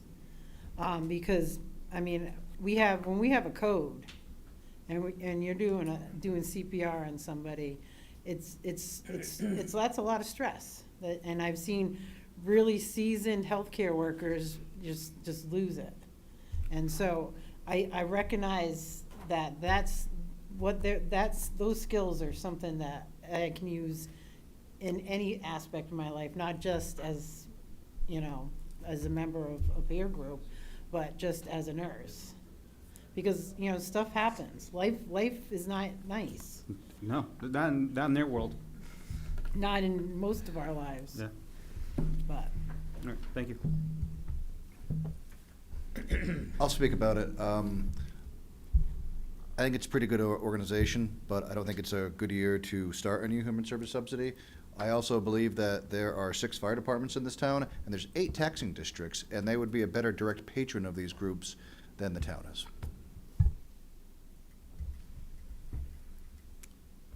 Further comment? I was on vacation the night they had the meeting when they awarded them the money, and if I remember right, wasn't there a certain amount they were coming in for, and then at the meeting, they increased it? And they increased it and gave them all the opioid fund and not just a portion of it? Yes. I made the recommendation to give them all of the opioid fund money that we had available because I thought it would be a good organization. When we had the presentation from NDDH, it looked like he said, well, the other towns don't have any place to give the money, so, if you want to give it to NDDH, you can. But I thought that giving it to the Quiet Corner was a better option. Actually, Janine Vos had appeared that night, and she was torn because she's a member of East Killingly, so she understands the importance that this group's doing. But at the same time, she's a public health nurse, and NDDH. So now we've got Luigi putting forward What she was looking to do is to help start their proposal, which she just did a presentation on the other couple weeks ago there, so. That's, I believe, so. Go ahead, Dave. So, has the group trained anybody at all yet? I believe they just posted that three of their peer group has gotten some more advanced national training. They're working towards. Yeah, but I'm talking about, have they done any of the firefighters or anyone else that we know? Right now, they're just training their own peer members. Yeah. They're all volunteers. Right. But this proposal they would expand out and get each department to send, and then police officers, and then people from the town. So, who do they report to? They report back to the town as they need money? In order to get the opioid funds, they have to submit their application to Jen. Because because of the restrictions True, around but that. how do we know that they're following through, training people? Well, they would have their certificates. They would have, oops. So they don't have to report back to the town that they're doing that? They don't have a formal requirement to report back to the town, but they have come and given us an update. They were here in January to report on their progress. I put in a reporting set of guideline.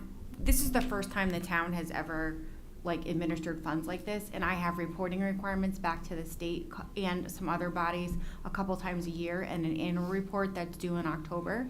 So the interim town manager and I, once these funds were awarded, created a compliance program so we could be able to monitor compliance with the requirements and be able to actively report on the metrics that we have to report on, because basically we are passing the funds through to make conversation easier. So we have quarterly reporting requirements we put in place for them to give to us before we make disbursements, so I can gather the information I'm gonna need annually.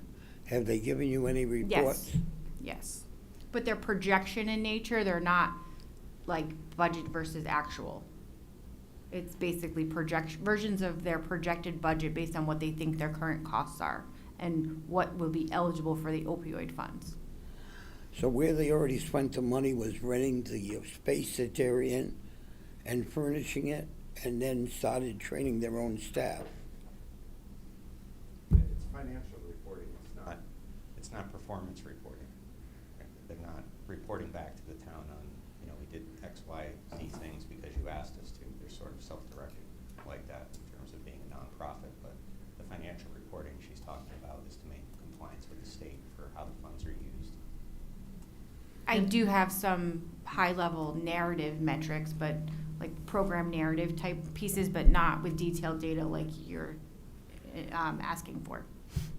I mean, and if they're a nonprofit, they have to report how they use their funds to the state, or else they would lose their nonprofit status.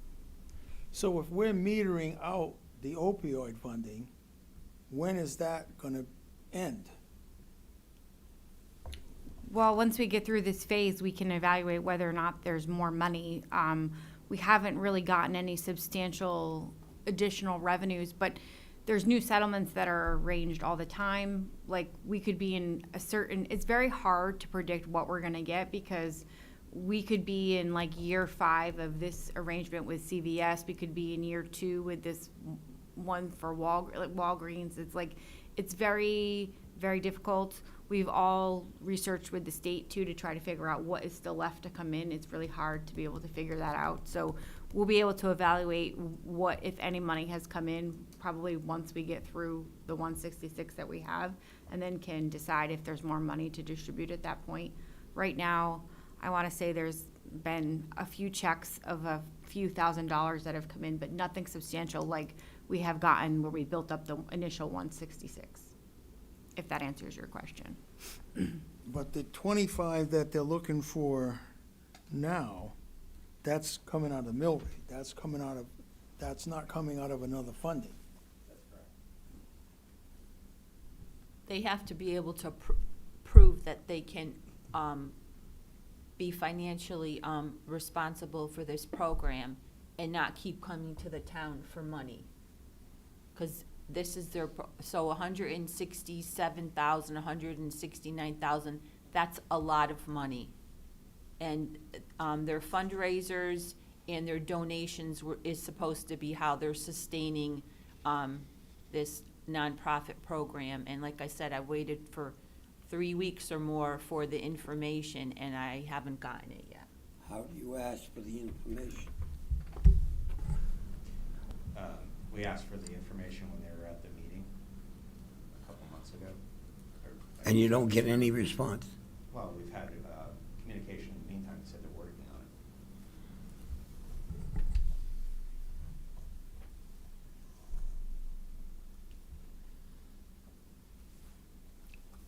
on it. I agree with you. If they should spend what they got next year. If they're showing us that they're doing a great job, then we should put it in our budget. If they can prove that they're self-sustaining and not just coming to the town for money, they have to be able to show their part also, and that's why I asked for the information. And it's been a long time. He said he would get it when he was giving the presentation. He said, I'll get it to you tomorrow. But here we are, 3 or more weeks later, and I still don't have the information. So I agree not to fund them. So I'm just trying to understand a little more. So self-sustaining, and I can just have a scale in my head. If we were basically auditing for self-sustaining ability, how would that compare to like the senior center? We don't pay for the senior center building. It's the Quinnebog Valley.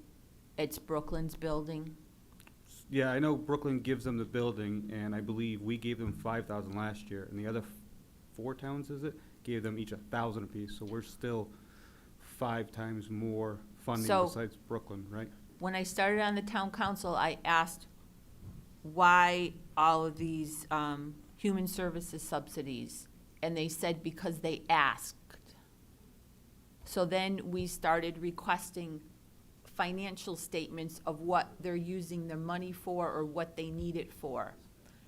So last year, we decreased them to 5,000 because the community center was supposed to be open and provide more senior programs.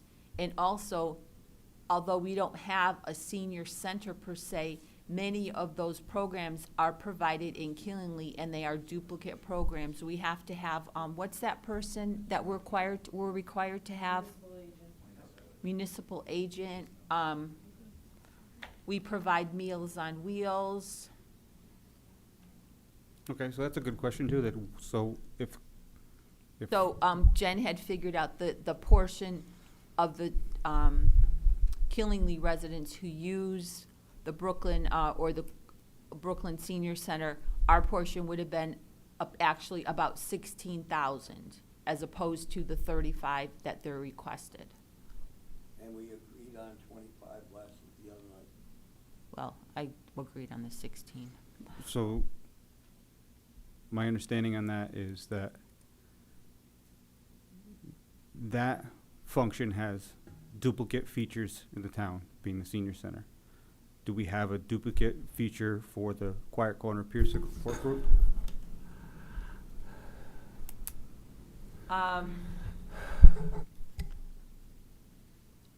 sure there are services that, places that provide those services. Is there a requirement from the state that each fire department have like a crisis, like if there's a crisis, that there's a crisis person that responds? Yeah, I believe there is a requirement for that. I don't know what the title of that position is called, but I believe they're supposed to address that to some extent internally. But that's within the fire department, within their own budget. That's within the fire department budget itself. Adam was just asking about duplication of services and not whose budget it's in. Well, I'm just, Okay, fair enough. A crisis counselor, yeah.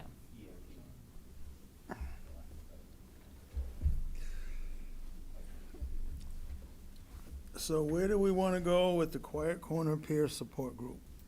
Are we looking for the full 25? Are we looking for a portion of it? Or are we looking for 0? I'm looking at 0.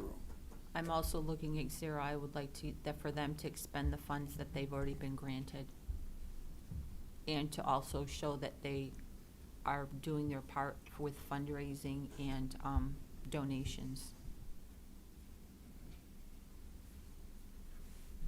I make a motion for, we fund at least 10,000, just to show our support for it. I mean, it sounds like they're standalone, and people's lives matter. If we're talking about putting $2 million into a driveway for a football field, for a what if, one child gets hurt and can't get a fire truck to, but we can't spend $10,000 on a first responder for his mental health, I think it's a little far-fetched, so. We already allocated 169,000, and they still have nearly $80,000 to expend. So we've done more than our part. I'd like to see us at least partially fund it. I wouldn't want to go with 0. There's nothing else like this exists. An organization like that, you can see the desperation when they come. I understand that they didn't give us paperwork, but an organization like that, again, they're struggling, and they're struggling with something that's so deep. And the first word in all these is human. You know, I just don't think it's humane. I think they deserve a little something. I mean, I can jump off the 25, but saying nothing.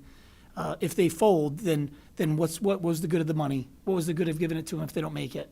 What are we getting? We're not helping anybody. If they financially fall on their face, that doesn't behoove us in our area. It means people are going to perish. They're going to. Just doesn't make sense to me.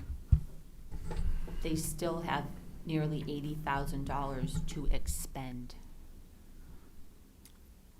Tammy, how do you feel with this? Partial? I honest with you, I'm fine with a partial. I know it's a tight budget year, but their work is obviously needed. I mean, every time I talk to members in that group, there's another person that they've interceded with that could have possibly made a very tragic, permanent decision. I mean, we have serious issues keeping our volunteers because of stress levels. They are making progress. They are a nonprofit. They have to report to the state. They have to report what they're doing. So they might not have gotten Ula what she wanted, but the paperwork has to be going someplace because they wouldn't have their nonprofit status. There was no reporting for last year. There's nothing available. And I don't trust the state into checking into everything. Kevin, how do you feel? I wouldn't be in favor of a flat, of a no, 0 increase to them. I don't think there's any duplication of services. When they were here, they were saying that they had people come from New Hampshire for the services that they provide. And they did mention that they're the only one in the area that does that, and they're traveling and to the entire state to accommodate these first responders when they need stuff. So I would be in favor of at least a minimum of 10,000 to them. I understand about they still have money, and I mean some back and forth, but I still wouldn't want to 0 fund them. And I mean, they are willing to include town employees as well as the police department, which is not part of the fire departments. Jonathan, what are your thoughts? I don't want to start a new human service subsidy, and they can go to the fire departments to get the funding. I would like to, I guess, I would go with the partial 10,000.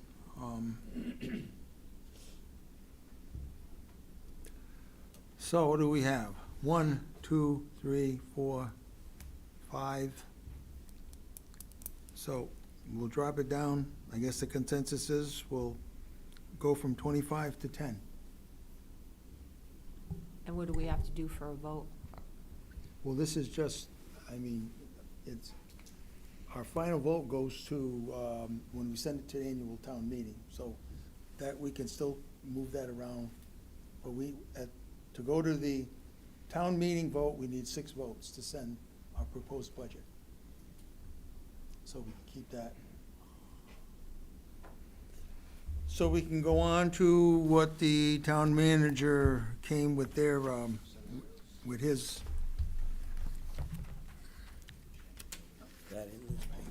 Okay. Does everybody have the handout with the 3 scenarios that went out by email? We made copies for everybody. So we ended up with 3 scenarios. One is just below $0.5 mil, one is at $0.25 mil, and one is a $0 mil increase. They're successive cuts, so the deeper cuts in the $0.25 mil layer on top of the cuts in the first scenario. I can run through it quickly if you want, or if you just want to absorb it. Starting with scenario 1, the town commissions, we had mentioned last night, the vision committee had requested $5,000. It didn't make it in before we had to go to print with the budget, so that negative number is in putting the $5,000 in the budget for the vision committee. Proposing a small cut to legal services based on what we've been using the past couple of years. We could probably take a $5,000 cut to that line item, so that would bring it from $90,000 to $85,000.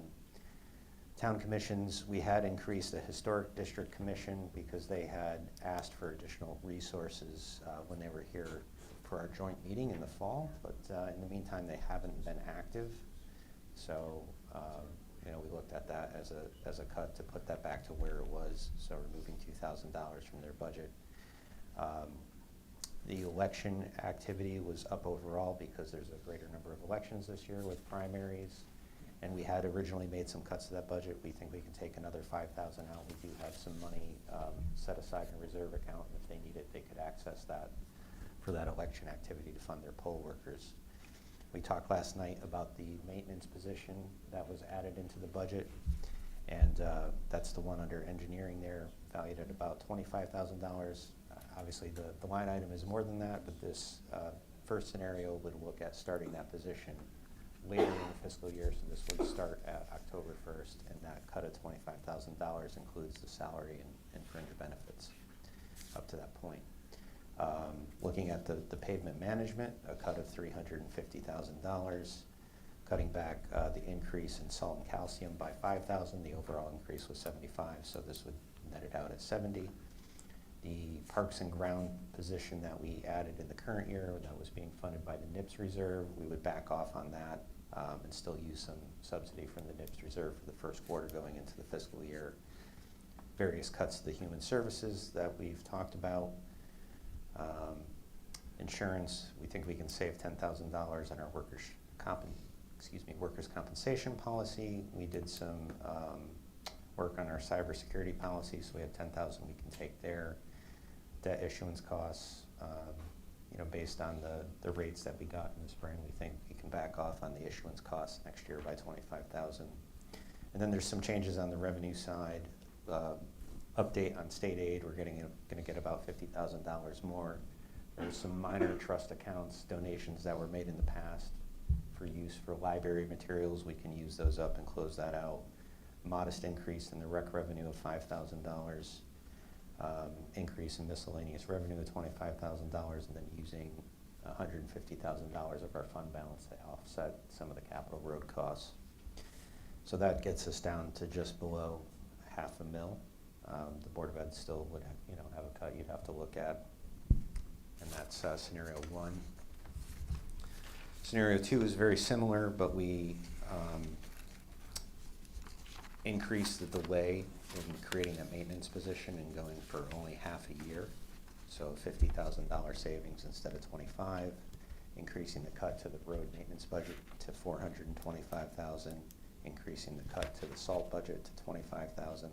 So overall, only a $50,000 increase, increasing the cut to the Parks and Grounds position, really not a cut, but just delaying when the subsidy for that position would go away.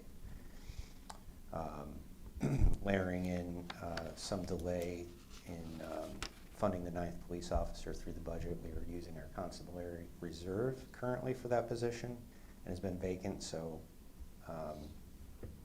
it wouldn't be filled right away. We have some other vacancies in the department that we need to address, so we could probably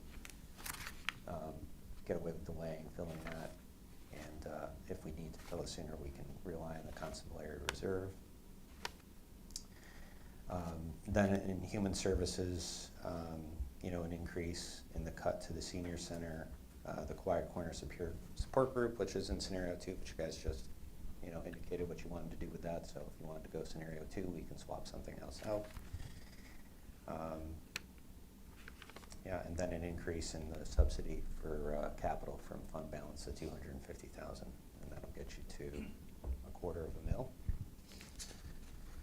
Scenario 3 is a little more drastic, much larger cut to the road funding of $655,000, $50,000 cut to Sultan and Calcium, leaving them only with the $25,000 increase, cutting the additional hours for the clerical position that was added to support the multiple offices. It's currently sitting in the town manager's budget.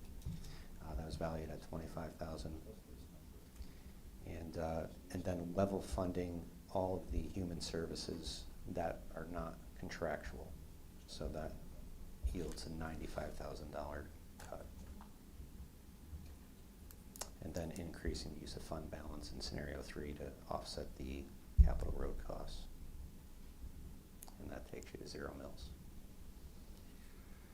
Now, I know there's discussion about how much you're going to cut the Board of Ed, and they would still need to be cut because we're still, even with these cuts on the town side, we were not contributing to being over the spending cap. And so you still, even though you've made these cuts, that does help the mill rate, but it doesn't address the spending cap. So you would still need to cut an additional amount of money to come into compliance with the spending cap.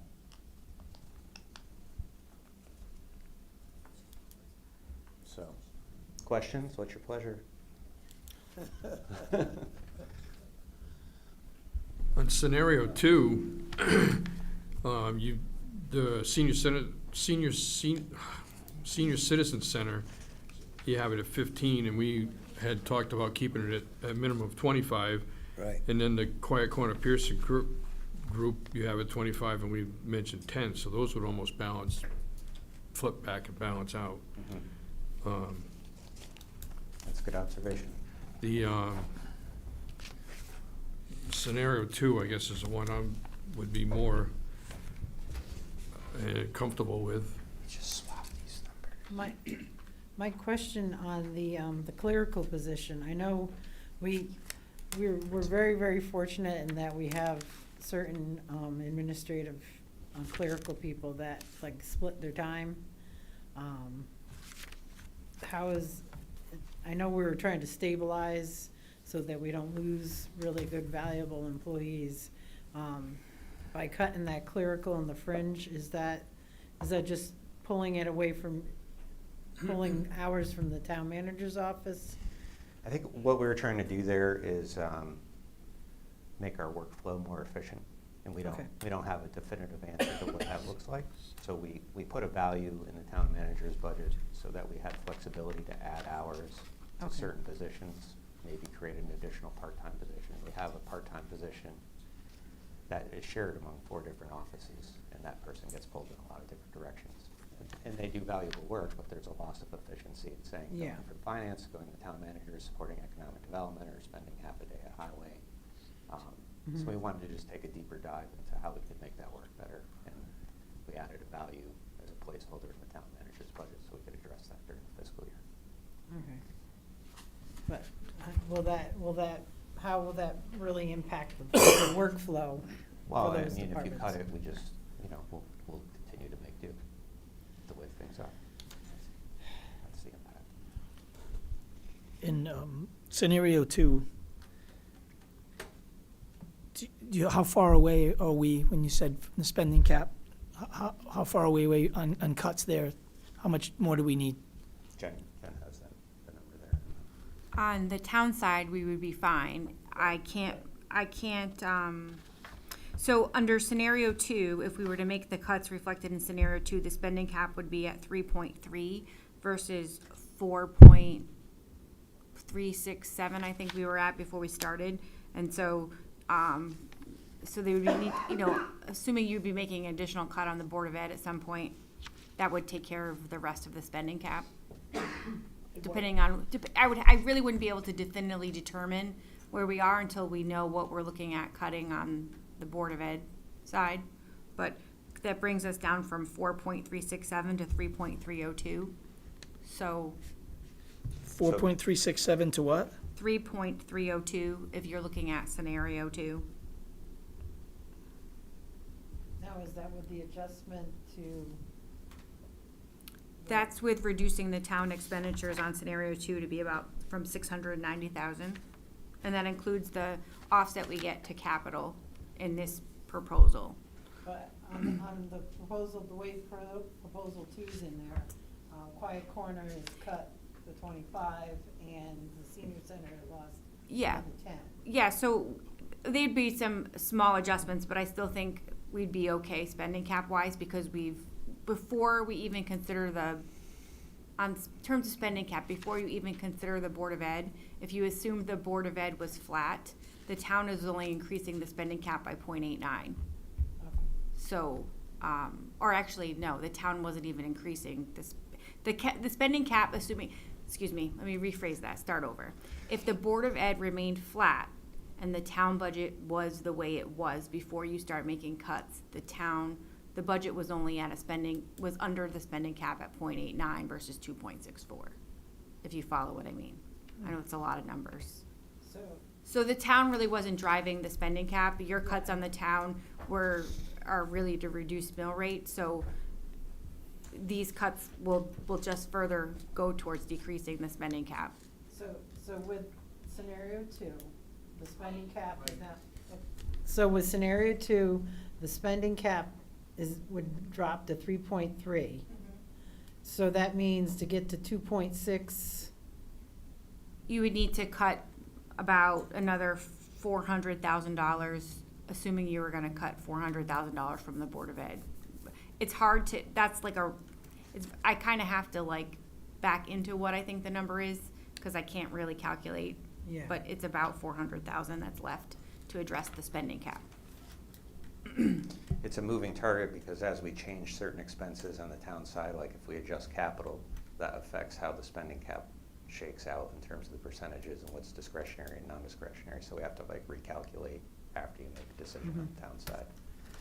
And I know you can't control the bottom line you can only control the Board of Ed's bottom line budget. Yeah. So if you say $400,000 worth of cuts, they have to go, to get in compliance with the spending cap, they have to go make $400,000 of cuts that are eligible to be affected by the spending cap, not cuts that are non-discretionary, right?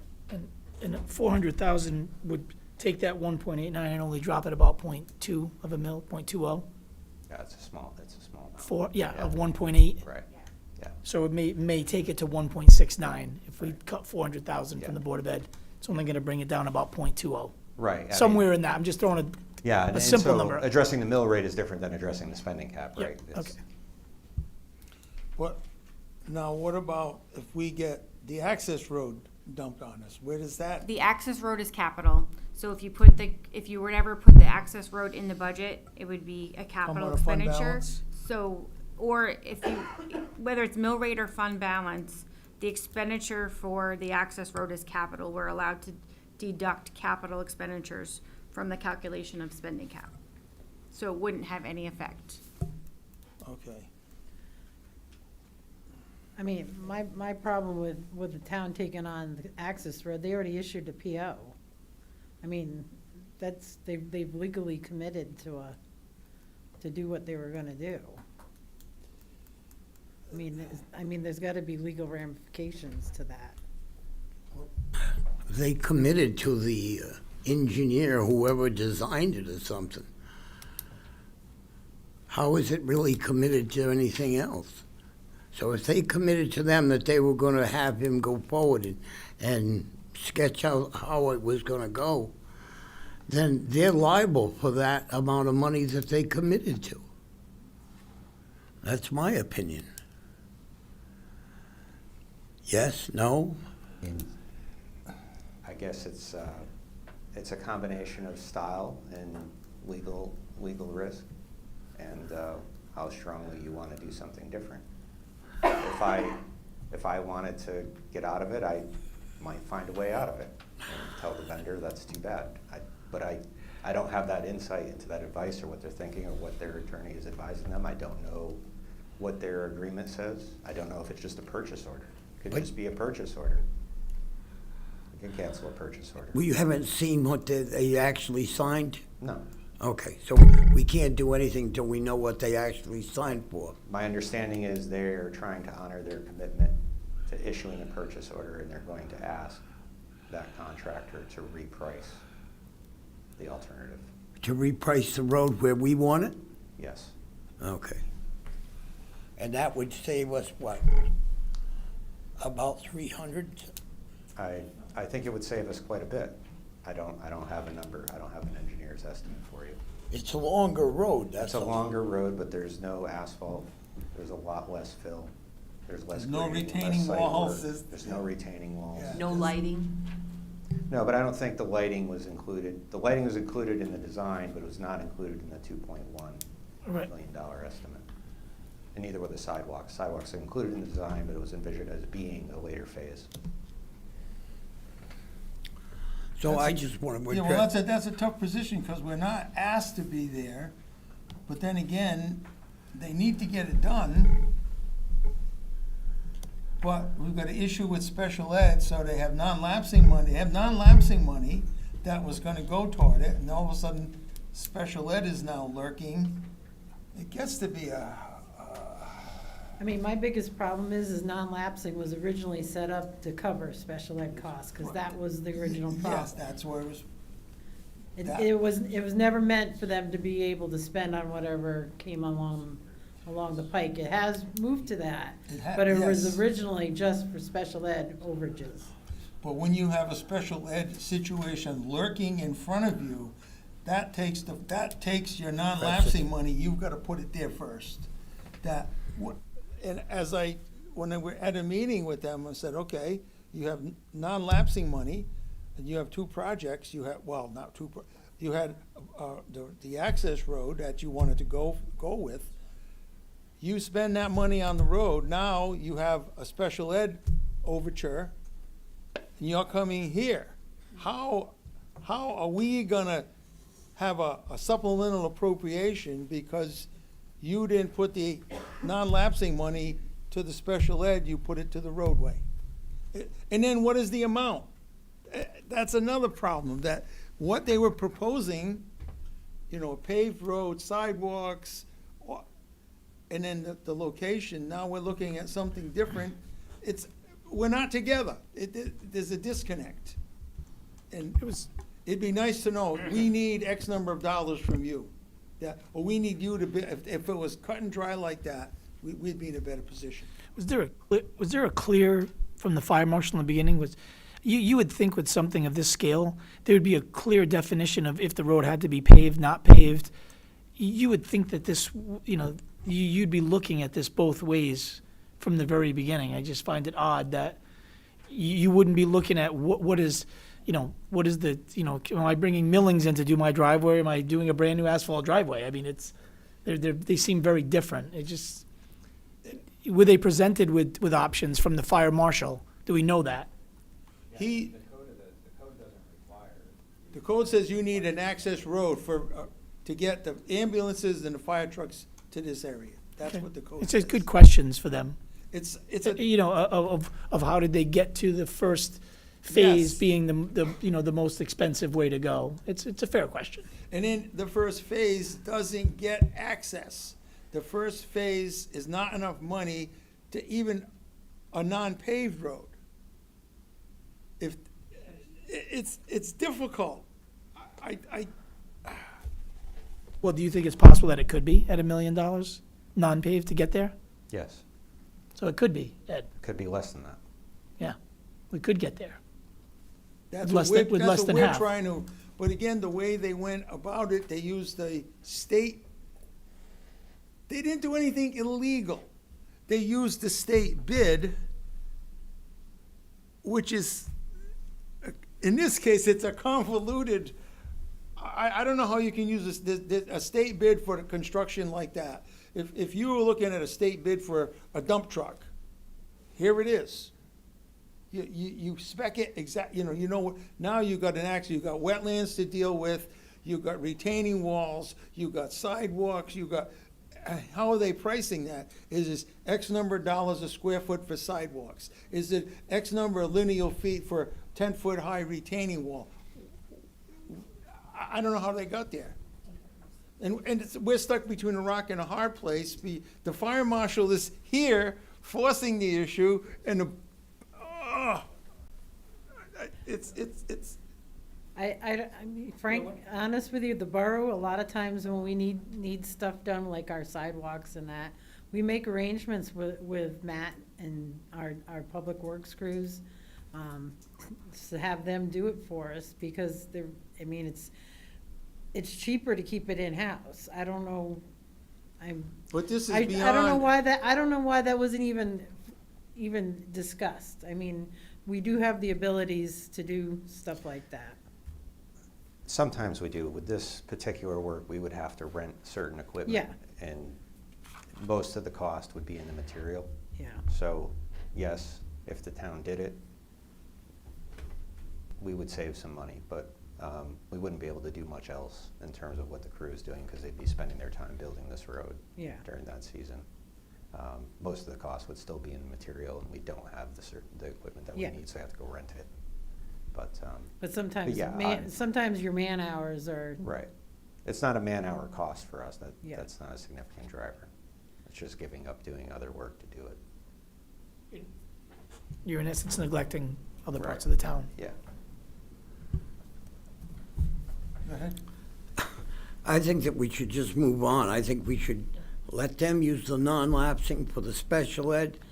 And originally, when the school was put in, the town was gonna pay for that road in the back. That was part of the cost of building the school, putting in the recreation fields down there. So now we're right back doing what we should have been doing when the school was built. That they ran out of money, so they took the money from that project and used it somewhere else. So as long as you can get out of what they already signed and not be liable for it. That's. It's on you. Not your monkey, not your circus. That's not within my control. I'm not the legal entity that issued the purchase order. I don't have the agreement with the contractor. But you don't know that until you've actually seen what they signed, Well, that's correct? right, but that's still on them to act on how they want to handle that. So we have to get them to acquiesce. We've had these conversations, and they seem to want to honor their commitment to this contractor, and their next step, I believe, is to ask that contractor to reprice this alternative proposal, and they might not like the price, and they might say, we're going to continue doing what we're doing. I don't know what they're going to do. When they went to wetlands, when they finished going through wetlands about having to put the retaining wall and all that, they said to them, there's a cheaper way of doing it. And they said, no, we have the money to do it. I believe something like that occurred. Yes.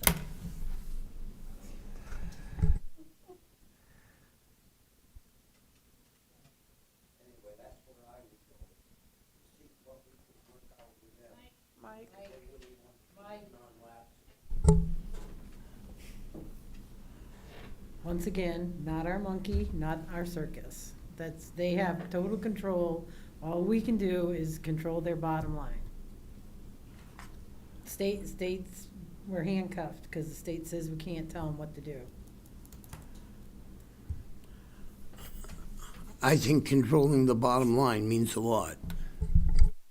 You're right, it can, and they're gonna pitch a fit when we have to make the cuts that we have to make, but. And they also have to be responsible for the decisions that they've made.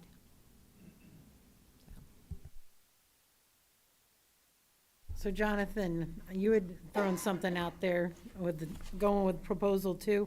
My only concern with proposal 2 is the salt and calcium. I know I've had a lot of conversations with the Public Works. Considering we really took a major hit this year, I hate to our winter maintenance sometimes is, but at the same time, I understand that we need, things have to happen. But I know, Jonathan, you had mentioned 25 on the town side, and you were what, 0.75? I've tried to get a few budgets passed over the years, and in my experience, one and the under. taxpayers seem to be very acceptable of about 1 mil. Yeah, 1 and under.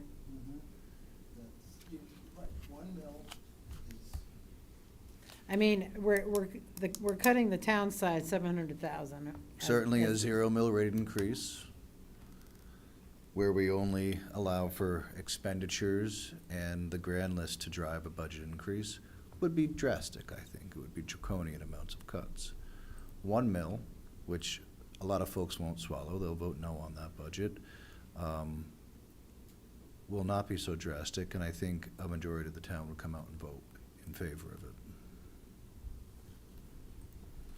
Well, I would support that if that was put out there right now. I would also. We'd have to have bottom line numbers, though. Yeah, That's obviously. a talking point. We would need to know the net value of allocating about 0.25 mils to the town, what that number would be, and what allocating 0.75 to the Board of Ed would be. Because there's a lot of moving numbers, as you Oh, can yeah. see from my favorite page in the budget, this one. 810. Take a recess.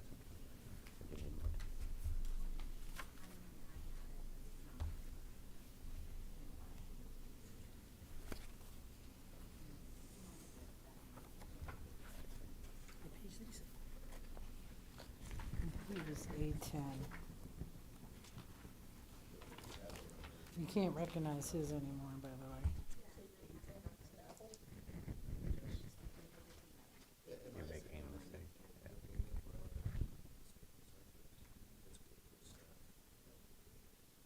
Yeah. Recalibrate.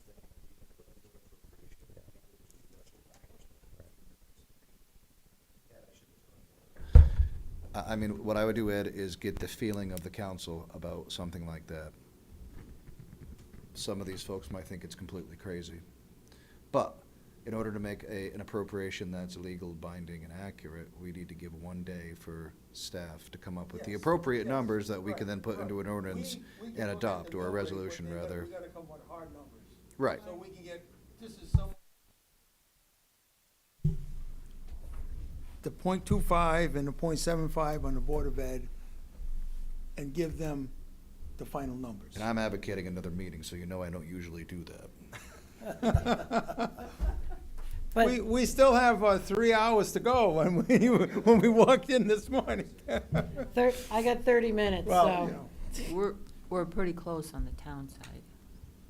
Do we have an idea of what does that look, well, we need to, what does it look like on the Board of Ed side?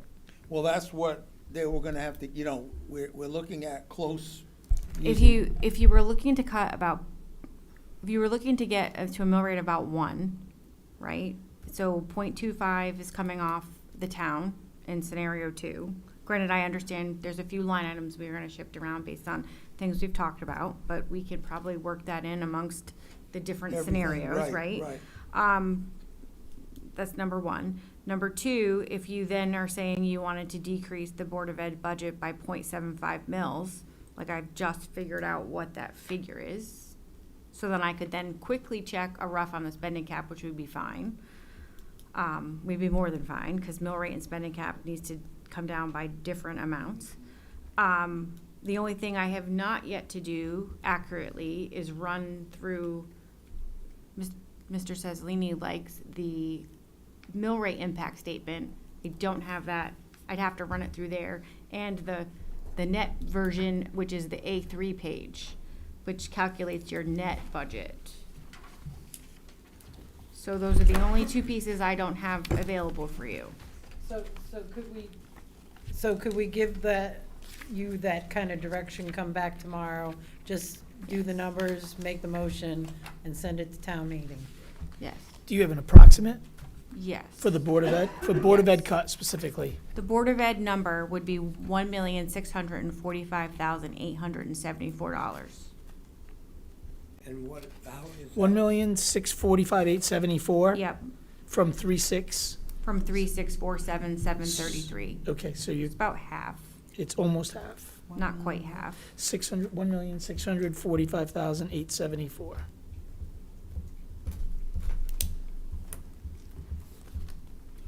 Yeah, I think that's a reasonable number to send to the town meeting. A 1%? Yep. I agree with that. A 1 mil, you mean? 1 mil, and then,